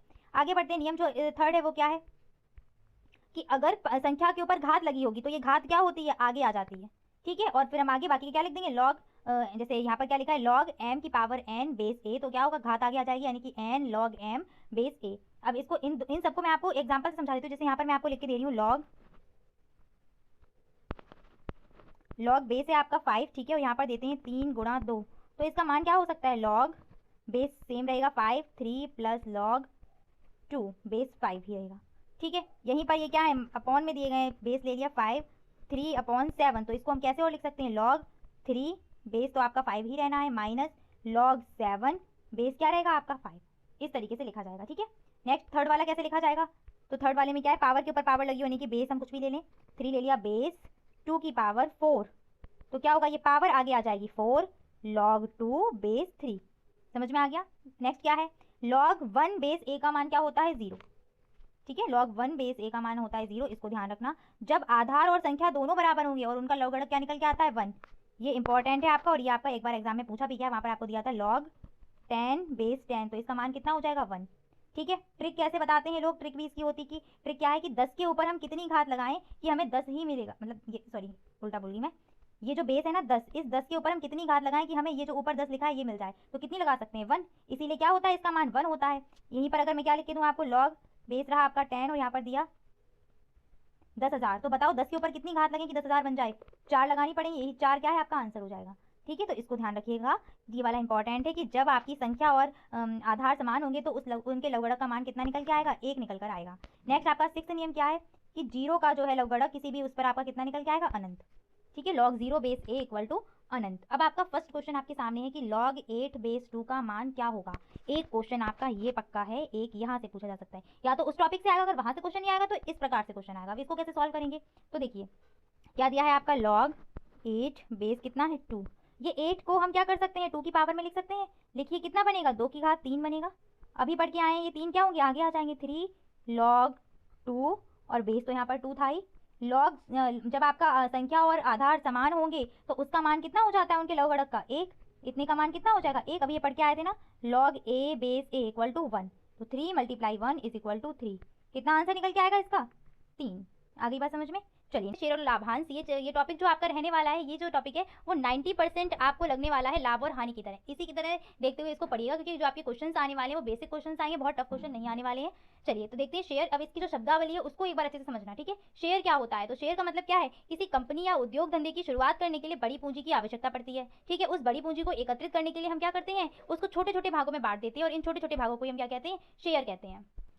अब यहाँ पर समझिएगा, जैसे एक कोई कंपनी है, उस कंपनी को स्टार्ट करने के लिए हमको पूंजी चाहिए कितनी की, 10,000 रुपये चाहिए, ठीक है। 10,000 लेते, ज़्यादा नहीं लेते अमाउंट, क्योंकि फिर क्या हमें परेशानी भी होगी इसको सॉल्व करने में, ठीक है। कंपनी को चाहिए 10,000 रुपये। अब क्या है, कंपनी 10,000 रुपये लाए कहाँ से, मान लो कुछ व्यक्ति हैं, जैसे एक व्यक्ति ये रहा, एक व्यक्ति आपके सामने ये रहा, कुछ व्यक्ति अच्छे नहीं बन रहे हैं, ठीक है चलिए कोई नहीं, आपको क्या करना है समझना है बस। ये कुछ 4-5 व्यक्ति हैं, तो कंपनी क्या करेगी, कंपनी 10,000 रुपए को एकत्रित करने के लिए अपने कुछ शेयर निकालेगी। शेयर का मतलब क्या है कि इस 10,000 रुपए को कुछ भागों में बांट देगी। जैसे मान लीजिए कंपनी ने 10,000 रुपए के को 100 रुपए में बांटा, ठीक है, या 1,000 में बांटे, 100 को कर लेते हैं। कंपनी ने इन 10,000 रुपए को कितने रुपए में बांट दिया, 100 रुपए में बांटा। जब 100 रुपए में कंपनी बांटेगी तो कितने भाग निकल के आएंगे, कितने, उन भागों को हम क्या बोलते हैं, शेयर। तो जब कंपनी ने इन 100 रुपए को बांटा तो यहाँ पर कितने शेयर निकल के आए आपके सामने, 100 का डिवाइड दे दीजिए तो शेयर की संख्या कितनी निकल के आने वाली है, शेयर भी आपके कितने निकल के आएंगे, 100 शेयर निकल के आएंगे। अब है क्या, ये जो लोग आपको दिख रहे हैं, ये लोग क्या करेंगे, ये लोग इन शेयर को खरीद लेंगे, ठीक है, यानी कि ये लोग अपना पैसा इन्वेस्ट करेंगे, ये टुकड़ों में अपने अपने पैसे देंगे और वो पूरी जो राशि 10,000 हो जाएगी। जैसे मान लीजिए जो पहला व्यक्ति आपको दिख रहा है, इस व्यक्ति ने क्या किया, 800 रुपए कंपनी को दिए, मतलब 800 रुपए, ठीक है, 800 रुपए अपने इन्वेस्ट किए। इन 10,000 रुपए में 800 रुपए इस व्यक्ति ने दिए, तो इसने कितने शेयर खरीदे होंगे, 100 रुपए के। शेयर की संख्या अगर आपसे यहाँ समझ में आए, आपको पूछी जाए तो कितने शेयर की संख्या हो जाएगी, 800। एक शेयर था 100 रुपए का, तो रुपए कितने दे रहा है, 800, तो कितने शेयर लिए होंगे इसने, 8 शेयर लिए। 8 गुणा 100 कितना हो जाएगा आपका, 800 रुपए बन जाएंगे, ठीक है। तो इसने शेयर कितने लिए यहाँ पर, 8 शेयर लिए। ऐसे दूसरा कोई व्यक्ति है, इसने क्या किया, इसने 1,000 रुपए इन्वेस्ट किए। कितने इन्वेस्ट किए इसने, 1,000 रुपए, ठीक है, 1,000 रुपए के इसने दे रहा है अपना कंपनी चालू करने के लिए। तो इसने कितने शेयर खरीदे होंगे, 10 शेयर खरीदे होंगे। ऐसे दूसरा व्यक्ति है, इसने क्या किया, इसने 700 रुपए दिए यहाँ पर कंपनी को चलाने के लिए, तो इसने कितने शेयर खरीदे होंगे, 7 शेयर। इसी तरीके से और बाकी सबने भी शेयर देके पूंजी जमा कर ली, कितनी, 10,000, और कंपनी हो गई स्टार्ट। अब कंपनी को कुछ टाइम बाद मुनाफा भी होने वाला है, सीधी सी बात है, उसको फायदा तो हो गई, जब कंपनी हम चला रहे हैं। तो कंपनी को जो प्रॉफिट होगा, जो लाभ होने वाला है, जो भी कंपनी को लाभ होगा, जिसको हम लाभांश पढ़ेंगे अभी, शेयर में लाभांश भी आया था ना, ये जो कंपनी को लाभ होने वाला है, ये कंपनी का जो लाभ है वो इन सभी में बटेगा, जितने लोगों ने पैसे दिए थे। यहाँ पर 3 लोग के पैसे दिए, और भी लोगों ने दिए होंगे पैसे, ठीक है, तभी तो 10,000 अमाउंट होगा पूरा। तो जितने लोगों ने पैसे दिए थे कंपनी को स्टार्ट करने में, उन सभी में जो भी प्रॉफिट हुआ है वो पूरा का पूरा प्रॉफिट बांटा जाएगा। अब वो प्रॉफिट बटेगा कैसे, तो जो प्रॉफिट बढ़ता है, कंपनी पहले से क्या करती है, जब ये लोग पैसे इन्वेस्ट करते हैं तो एक अपना जो भी प्रपत्र बोलते हैं उसको, प्रपत्र जारी करती है, उसमें सारा कुछ लिखा होता है, डेट वगैरह लिखी होती है, जितने शेयर इन्होंने खरीदे होते हैं या दिए होते हैं, सब कुछ उसमें सारी डिटेल लिखी होती है। प्रॉफिट होगा तो इनको इतना प्रॉफिट मिलेगा, हर एक चीज अपनी मोहर वगैरह लगा के एक इन्हें प्रपत्र दे देती है इन सभी व्यक्तियों को। अब जब प्रॉफिट होता है तो ये प्रॉफिट क्या करते हैं, कंपनी इन जितने भी व्यक्ति इन सभी को बांटेगी, वो किस हिसाब से बांटती है, तो वो जो आपका होता है, जितना इन्होंने अमाउंट दिया होगा, जैसे इसने 800 दिया है तो इसको जो लाभ मिलेगा, इसने 1,000 दिया है, इसने 700 दिया है, तो जो जितना लाभ होगा इनको इसी के अनुपात में मिलेगा, जितनी पूंजी ये अपनी लगाते हैं। जैसे 800 दिया है, इसने 700 दिया और यहाँ पर 1,000 है, तो सबसे कम इन तीनों में लाभ किसको मिलने वाला है, 700 वाले को। सबसे ज्यादा किसको मिलेगा, 1,000 वाले को। तो जिसने ज्यादा पूंजी लगाई होगी उसका ज्यादा प्रॉफिट हो जाएगा, जिसने कम पूंजी लगाई उसका कम। यानी कि यहाँ से एक बात समझ में आ रही है, जो लाभ बढ़ता है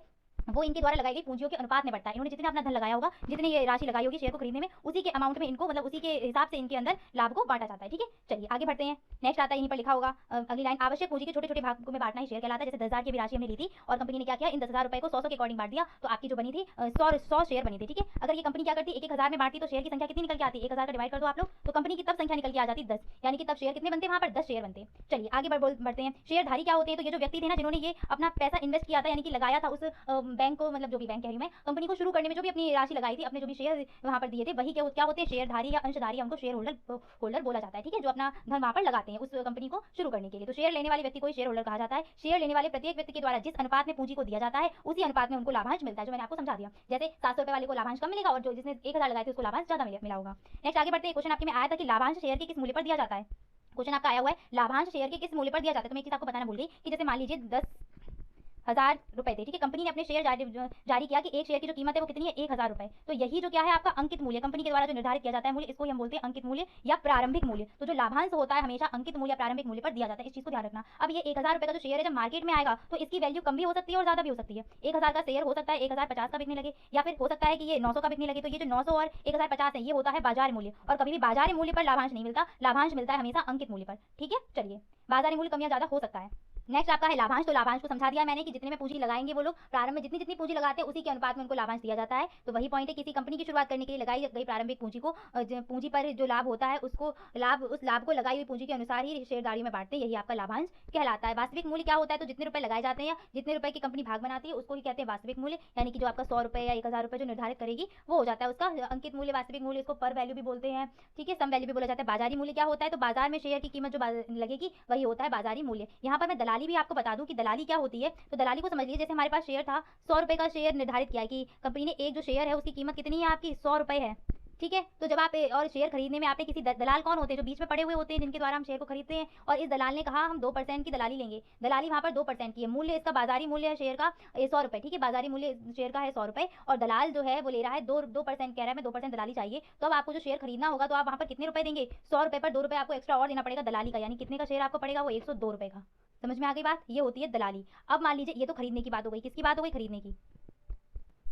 यहाँ पर देखिएगा कि कोई भी शेयर है उसका जो बाजारी मूल्य है आपका वो कितना है, 100 रुपए है। शेयर का एक बाजारी मूल्य कितना है यहाँ पर, 100 रुपए, ठीक है। अब आपको ये शेयर कंपनी का एक शेयर का बाजारी मूल्य कितना है, 100 रुपये है। आपका मन किया कंपनी में अपनी पूंजी लगाने का, तो आपने कहा हम भी एक शेयर खरीदेंगे। आपको एक शेयर खरीदना है तो आपको शेयर मिलेगा कैसे, बीच में होते हैं दलाल जिनके माध्यम से हम शेयर को खरीदते हैं। तो इस दलाल ने कहा मैं लूंगा 5% की दलाली और आपको शेयर दिला दूंगा। तो कितने परसेंट की दलाली ले रहा है, 5% की, यानी कि ये शेयर का जो मूल्य था इस पर वो 5% आपसे लेगा। और तो कितने का, 100 पे 5 रुपये, यानी 100 का 5% यानी कि 5 ही बनने वाला है। तो आपको कितने रुपए देने पड़ेंगे, 105 रुपये।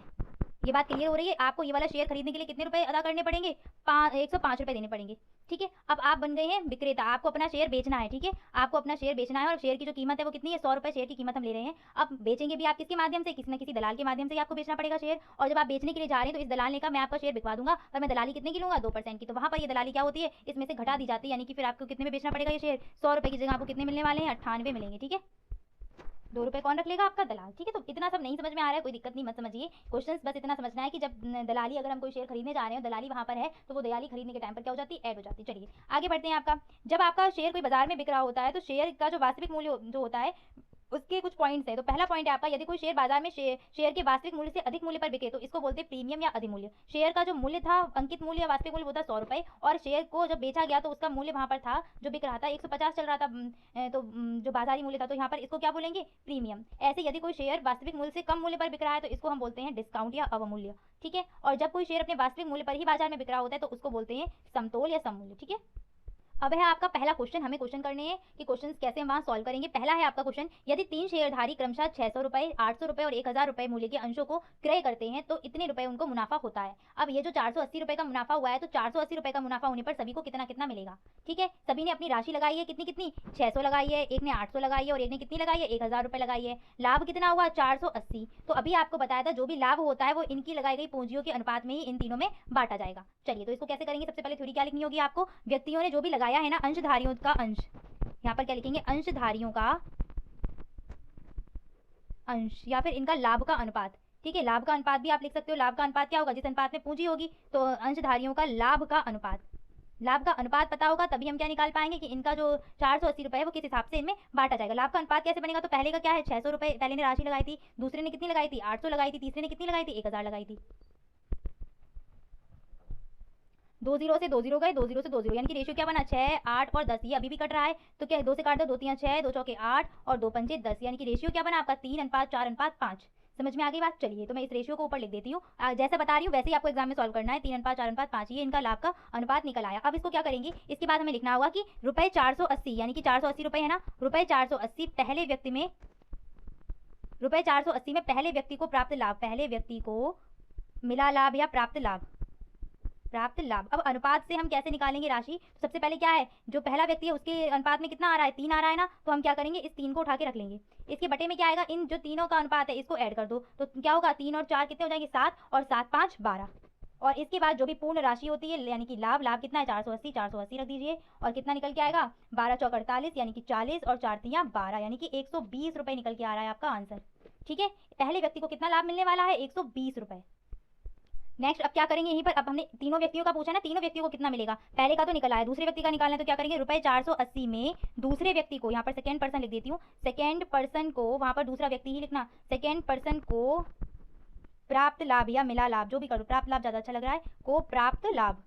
ठीक है, ये कैसे निकलेगा, सेम वैसे ही निकलने वाला है, बीच वाला है ना दूसरा व्यक्ति, इसके लिए कितना हो जाएगा, 4, इन तीनों को ऐड करते हैं तो कितना, सेम वैसे ही है ना, 4 3 7 और 5 12, गुणा पूर्ण राशि क्या थी आपके पास, 480। जैसे ही हमने डिवाइड दिया, डिवाइड करने पे क्या आएगा, 12 चौक 48, 4 चक्कू 16, यानी कि कितना रुपए निकल के आया है दूसरे व्यक्ति का, 160। अब आपको तीसरे व्यक्ति का जो भी लाभ होगा वो आप मुझे निकाल के बताएंगे। ठीक है, कमेंट में आप सभी लोग लिखेंगे, जो भी सॉल्व कर रहे हैं, आप लोग कमेंट करते ही नहीं आंसर का। ठीक है, पहला जो पहले व्यक्ति का तो निकला है, दूसरे का निकला है, तीनों का निकालना है, तीसरे का आप मुझे निकाल कर बताइए। ठीक है, चलिए आगे बढ़ते हैं। नेक्स्ट क्वेश्चन आपका क्या है, एक व्यवसाय में 3 भागीदार 2000, 2500 तथा 1000 रुपए लगाते हैं। रुपये 880 का लाभ होने पर प्रथम तथा अंतिम भागीदार को कितनी राशि मिलेगी। कितना कितना लगाया है, 2000, 2500 और 1000 लगाया है। सबसे पहले क्या करें कि इन तीनों के लाभ का अनुपात निकाल लें। लाभ का अनुपात क्या होगा, जो इनकी पूंजी जो भी लगी होगी, पूंजी का अनुपात ही जो होगा, पूंजी के अनुपात में ही आपको लाभ मिलता है, तो जो पूंजी का अनुपात बनेगा वही लाभ का अनुपात बन जाएगा। तो यहाँ पर लगा लो, तीनों भागीदारों का, थ्योरी कैसे लिखोगे, तीनों भागीदारों का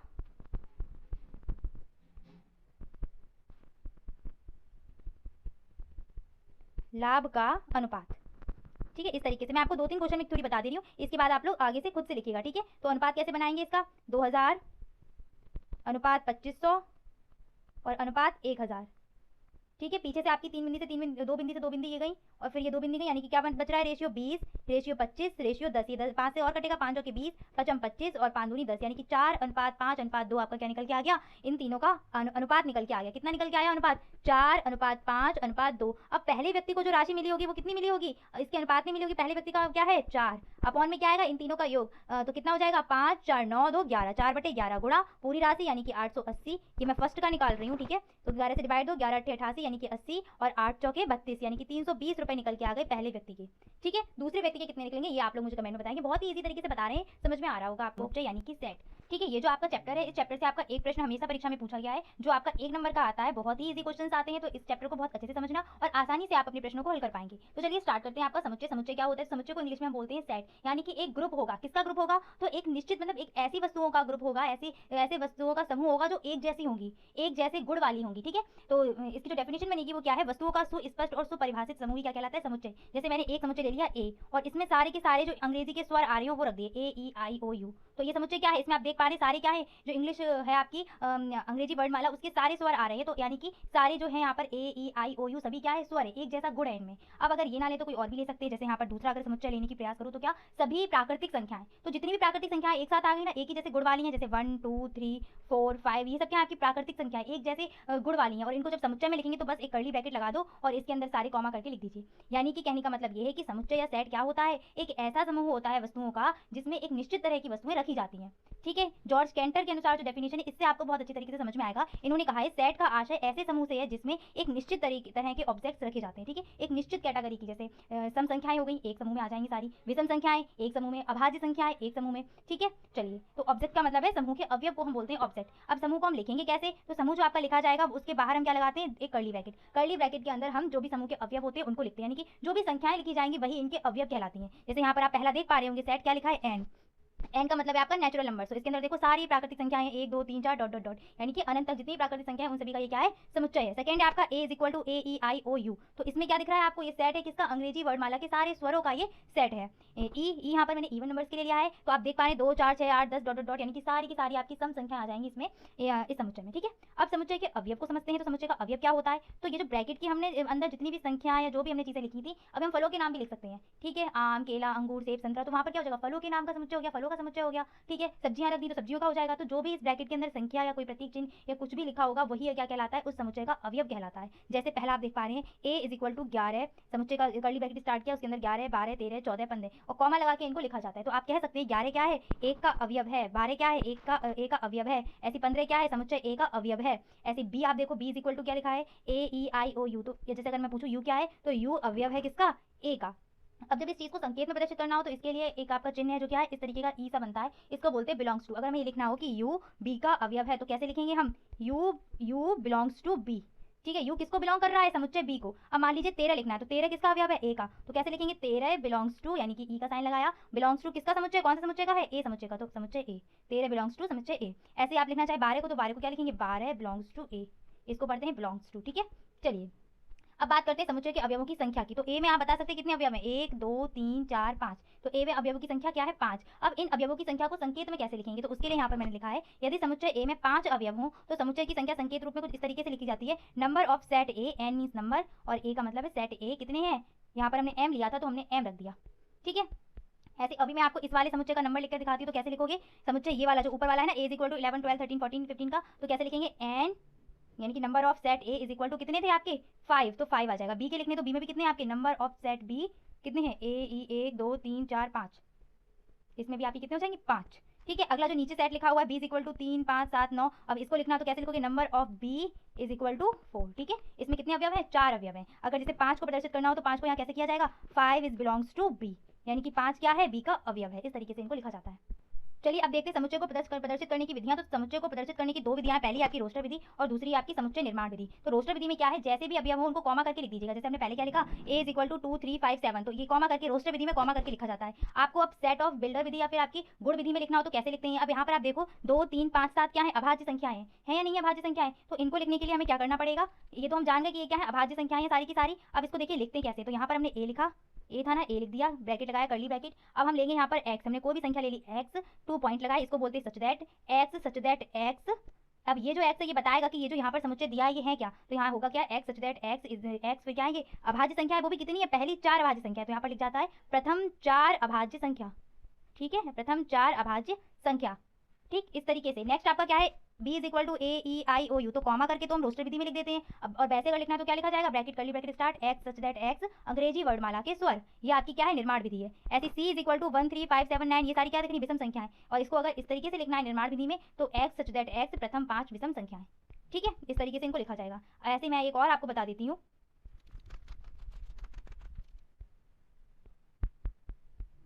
यहाँ पर जैसे कि मैंने ले लिया b इज इक्वल टू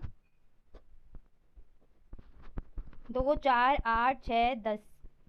ठीक है, 2 4 8 6 10, तो इसको निर्माण विधि में कैसे लिखेंगे x सच दैट x क्या है, ये क्या है सारी सम संख्याएं कितनी है 1 2 3 4 5, तो यहाँ क्या आ जाएगा प्रथम 5 सम संख्याएं। ठीक है, प्रथम 5 सम संख्याएं, इस तरीके से हम लिखते हैं निर्माण विधि में। चलिए बात करते हैं समुच्चय के प्रकार की। तो समुच्चय जो है आपके निम्नलिखित प्रकार के होते हैं। पहला है आपका सीमित समुच्चय। सीमित समुच्चय ऐसा समुच्चय होता है जिसमें जो अवयव होंगे यहाँ पर उन अवयवों की संख्या कैसी होती है सीमित रहती है, उसको कहते हैं हम सीमित समुच्चय। जैसे आप पहला एग्जांपल देख पा रहे हैं सेट ए का, इसमें कितने अवयव हैं 1 2 3 4 5, यानी कि 5 ही अवयव है ओनली, तो ये कैसा है आपका सीमित है संख्या, तो ये हो जाएगा आपका सीमित समुच्चय। सेट बी को देखिए कितने अवयव हैं 2 अवयव है, यानी कि समुच्चय की संख्या सीमित है, सीमित अवयव हो जाएगा। सी में कितने हैं 1 2 3 4 5, तो इसमें 5 है, ये भी क्या है सीमित है, तो भी आपका कैसा अवयव रहेगा सीमित या परिमित समुच्चय। असीमित समुच्चय की बात करें तो एक ऐसा समुच्चय होता है जिसमें अवयवों की संख्या सीमित नहीं होती है, जैसे कि आपको यहाँ डॉट डॉट में दिख रहा है, यानी कि आगे और भी बढ़ सकते हैं, 5 के बाद 6 भी आ सकता है 7 भी आ सकता है। ठीक है, तो असीमित है संख्याएं, तो ये आपका असीमित समुच्चय कहलाएगा।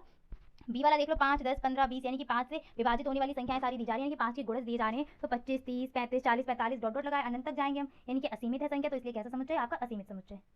नेक्स्ट है आपका एकल समुच्चय। तो एक ऐसा समुच्चय होता है जिसमें केवल एक अवयव होना चाहिए, जैसे a इज इक्वल टू 4 लिखा है ठीक है ब्रैकेट में, तो ये कैसा है केवल एक अवयव लिखा होगा अंदर, तो कैसा होगा एकल समुच्चय। b के ब्रैकेट में देखो 0 लिखा है, 0 है तो आप इसको रिक्त में नहीं लेके जाएंगे, 0 लिखा है एक अंक लिखा है, तो ये एकल समुच्चय रहेगा। ऐसे अगर हिंदी में आपको बोला जाए कि 4 से 6 के बीच, 4 से 6 के बीच के पूर्णांकों का समुच्चय, तो 4 से 6 के बीच केवल एक ही पूर्णांक आता है क्या 5, तो ये क्या होगा ब्रैकेट के अंदर हमने क्या लिख दिया 5, कैसा समुच्चय हो जाएगा एकल समुच्चय। ऐसे अगर मैं बोलूँ आपसे कि 11 से 13 के बीच के पूर्णांक का समुच्चय, तो 11 से 13 के बीच में एक ही पूर्णांक आता है क्या 12, तो ये कैसा समुच्चय हो जाएगा आपका एकल समुच्चय।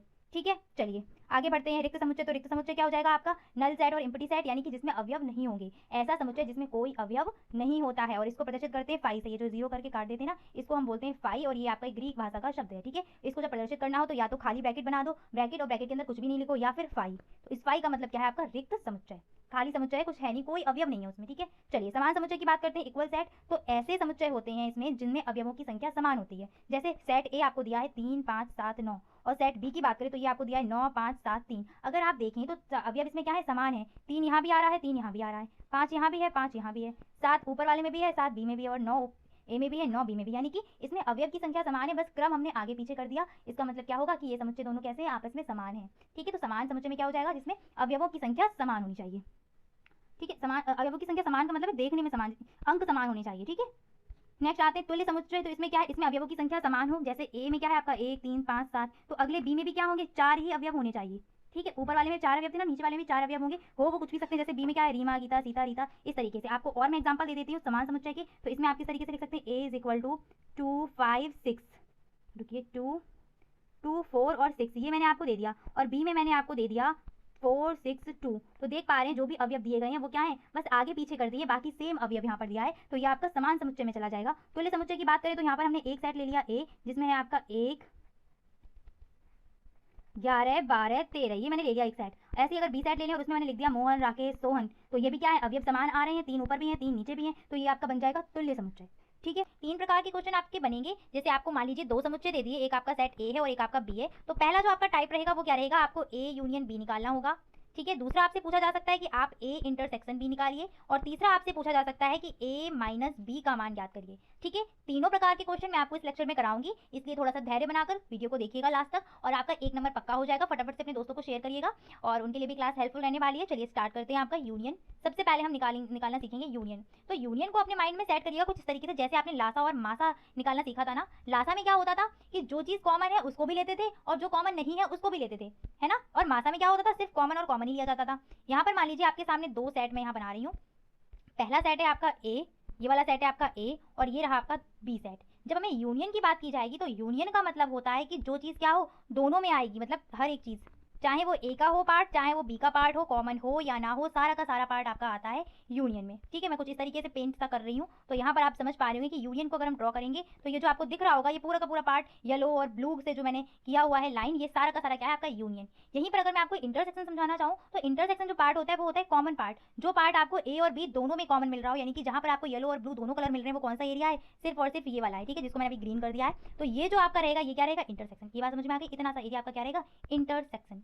अब इसको समुच्चय में हम कैसे करेंगे, ठीक है, ये तो वैन आरेख होता है, वैन आरेख पे भी प्रदर्शित करते हैं हम। अब आपके जो क्वेश्चन आने वाले हैं वो समुच्चय से आने वाले हैं, तो समुच्चय में देखिए हम किस तरीके से करते हैं। बस लासा और मासा का कॉन्सेप्ट अपने माइंड में रखिएगा, आराम से आपका क्वेश्चन हो जाएगा। पहला क्वेश्चन है आपका, जैसे मैं यहाँ पर ले लेती हूँ एक समुच्चय ए इक्वल हमने ले लिया 11, 12, 13 और 14। ऐसे ही मैंने एक और सेट ले लिया जो है आपका बी, इसमें आपका है 13, 15, 17। ठीक है, अब हमें क्या करना है, इसका क्या बनाना है, ए यूनियन बी। तो ए यूनियन बी निकालने के लिए क्या करना होगा, जो कॉमन है उनको भी लिखना पड़ता है, जो नहीं है उनको भी। 11 नहीं है कॉमन, कोई बात नहीं 11 भी आएगा। 12 कॉमन नहीं है, कोई बात नहीं 12 भी आएगा। छोटे से बड़े की तरफ लिख रहे हैं इसलिए मैं ए से स्टार्ट कर रही हूँ। फिर नेक्स्ट आपका 13 क्या है, कॉमन है, तो 13 कॉमन है इसलिए 13 सिर्फ आपका कितनी एक ही बार 13 आपका लिखा जाएगा, तो कॉमा 13। उसके बाद आपका 14 है ऊपर वाले समुच्चय से, फिर आपका 15 और नेक्स्ट आपका जो लास्ट बचा हुआ है क्या, 17। तो ए यूनियन बी का मान क्या बनेगा, ब्रैकेट में आपका 11, 12, 13, 14, 15, 17। ठीक है, ये आपका ए यूनियन बी का मान बन गया। एक क्वेश्चन आपका यूनियन से, एक इंटरसेक्शन से और एक माइनस से पूछे जाना है। तो फर्स्ट क्वेश्चन हम देख लेते हैं। फर्स्ट क्वेश्चन हमारे पास क्या है, ए इक्वल ए का समुच्चय आपको दिया है, समुच्चय ए को लिखिएगा पहले, 2, 4, 5, 8 और 9। नेक्स्ट आपको जो दिया है वो क्या दिया है, समुच्चय बी, समुच्चय बी का मान लिखिएगा यहाँ पर। समुच्चय बी आपका कितना है, 1, 3, 5, 7 और 9। क्या निकालना है हमको, ए यूनियन बी का मान निकालना है। ठीक है, तो आप कैसे कर सकते हैं, सबसे पहले एक समुच्चय को लिखिए, यूनियन लगाइए और उसके बाद बी। एग्जाम में आपको यही करना है, पहले ए समुच्चय को लिखना, फिर यूनियन निकालना, फिर बी लिखना, उसके बाद सॉल्व करना। यहाँ पर मैं आपको सीधे सीधे करवा देती हूँ। तो यहाँ पर अब इसको क्या करेंगे, सबसे पहले ब्रैकेट स्टार्ट करो, जो कॉमन है उसको भी लिखना है, जो नहीं है उसको भी। तो छोटी संख्या से स्टार्ट करो तो थोड़ा सीक्वेंस रहेगा, अच्छा लगता है देखने में। छोटा क्या है यहाँ पर, एक, तो एक हमने रख दिया। इसके बाद क्या आएगा आपका 2, 2 के बाद क्या आना है 3, 3 के बाद ऊपर वाले किससे क्या मिल रहा है 4। इसके बाद कॉमन जो है आपका 5, 5 एक ही बार आएगा। इसके बाद क्या आएगा आपका 7, 8 और अगला कॉमन क्या मिल रहा है 9, कॉमा 9। ये जो निकल के आया यही क्या है आपका ए यूनियन बी, है ना, सिंपल, फटाफट से हो गया। नेक्स्ट है आपका इंटरसेक्शन निकालना, जिसको हम बोलते हैं सर्वनिष्ठ। बस मासा से याद रखना, जो कॉमन होगा इसमें सिर्फ उतना ही पार्ट लिया जाएगा। तो पहला जो आपको समुच्चय दिया है वो क्या दिया है, 6, 8 और 11। दूसरा समुच्चय क्या है 5, 11 और 13। इन दो में आपको कौन सी संख्या कॉमन मिल रही है, सिर्फ और सिर्फ 11। तो यही आपका मान बन जाएगा। तो अब इसको सॉल्व करते हैं, कैसे लिखना होगा वहां पर, तो लिखिएगा ए समुच्चय में आपको कौन कौन से आ रहे हैं, 6, 8 और 11। अब आपको लिखना होगा क्या, बी समुच्चय, कर्ली ब्रैकेट लगाना। ठीक है, बड़ा कोष्टक या छोटा कोष्टक कुछ भी नहीं लगाना है, सिर्फ और सिर्फ कर्ली ब्रैकेट। ठीक है, समुच्चय की पहचान है कि ये आपका कर्ली ब्रैकेट यानी कि मझले कोष्टक में ही लिखा जाता है। नेक्स्ट आपका बी क्वेश्चन, बी समुच्चय का मान क्या है 5, 11 और 13। हमें क्या निकालना है, इनका इंटरसेक्शन। तो ए इंटरसेक्शन बी इक्वल क्या बनेगा आपका 13, यहाँ पे क्लोज 13 कह रही हूँ, सॉरी 11, 11 कॉमन है ना, तो आपका मान क्या हो जाएगा 11, बस ब्रैकेट के अंदर। नेक्स्ट क्वेश्चन है आपका समुच्चय ए का अंतर ज्ञात करना है, मतलब समुच्चयों का अंतर ज्ञात करना है। तो इसको पहले आप डायग्राम से समझो। जैसे मैंने एक बॉक्स ये बना लिया, एक सेकंड, ये मैंने एक बॉक्स बना लिया, एक आपका समुच्चय ये है और दूसरा समुच्चय आपका ये रहा। ठीक है, ये आपका ए समुच्चय है और ये समुच्चय आपका है बी।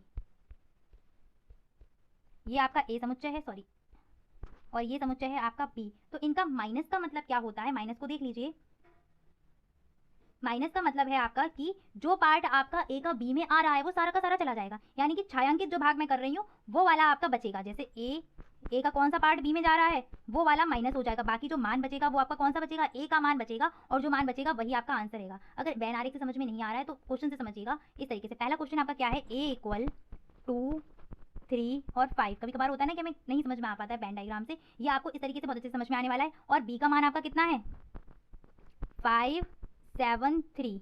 तो a माइनस बी का जो मान निकल के आएगा वो क्या निकल के आएगा, जो चीज़ें आपको बी में दिख रही हैं उन चीज़ों को छोड़ दीजिए। ए में से जो जो अवयव आपको बी में मिल रही हैं उन सारे अवयव को छोड़ के जो ए में अवयव बचे हुए हैं वही आपका आंसर है। जैसे इसको और डिटेल में समझो मेरी बात को, जैसे आपको दो तो नहीं मिल रहा ना बी वाले समुच्चय में, तो 2 यहाँ पर लिखा जाएगा। इसके बाद 3, तो 3 आपको मिल रहा है यहाँ पर बी में, तो ये 3 आपका नोट नहीं करेंगे। इसके बाद 5 आपको मिल रहा है, 5 यहाँ भी है तो 5 आपका नोट नहीं किया जाएगा। बाकी जो 7 बचा हुआ है, 7 से हमें कोई मतलब नहीं, हमें समुच्चय ए से देखना है जिसमें से हम माइनस कर रहे हैं। आगे आपका अगर ए लिखा है तो ए वाले समुच्चय के अवयवों में अगर कोई अवयव आपको बी में दिख रहा है उन सारे अवयवों को हटा दीजिए, और जो अवयव नहीं दिख रहा है बी में वही अवयव हम लिखते हैं। तो यहाँ पर आपका जो बनेगा वो क्या बनेगा 2।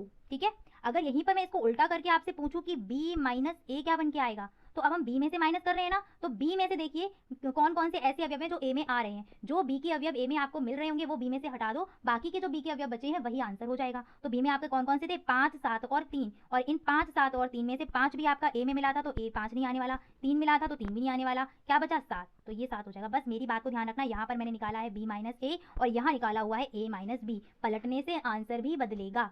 ठीक है, इस चीज को आप उम्मीद करती हूँ समझ गए होंगे। नेक्स्ट क्वेश्चन से और क्लियर हो जाएगी आपकी। माना a इक्वल 1 2 3 4 है और b इक्वल 2 4 6 8 है, तो पहले हमें क्या निकालना है, a माइनस का b। a सबसे पहले तो हम समुच्चय को लिख लेते हैं, इससे क्या हमें गलतियां नहीं होंगी हमसे। a समुच्चय क्या है आपका 1 2 3 और 4, ठीक है। यहीं पर मैं आपका दूसरा b समुच्चय भी लिख देती हूँ। b समुच्चय में क्या है आपका 2 4 6 और 8।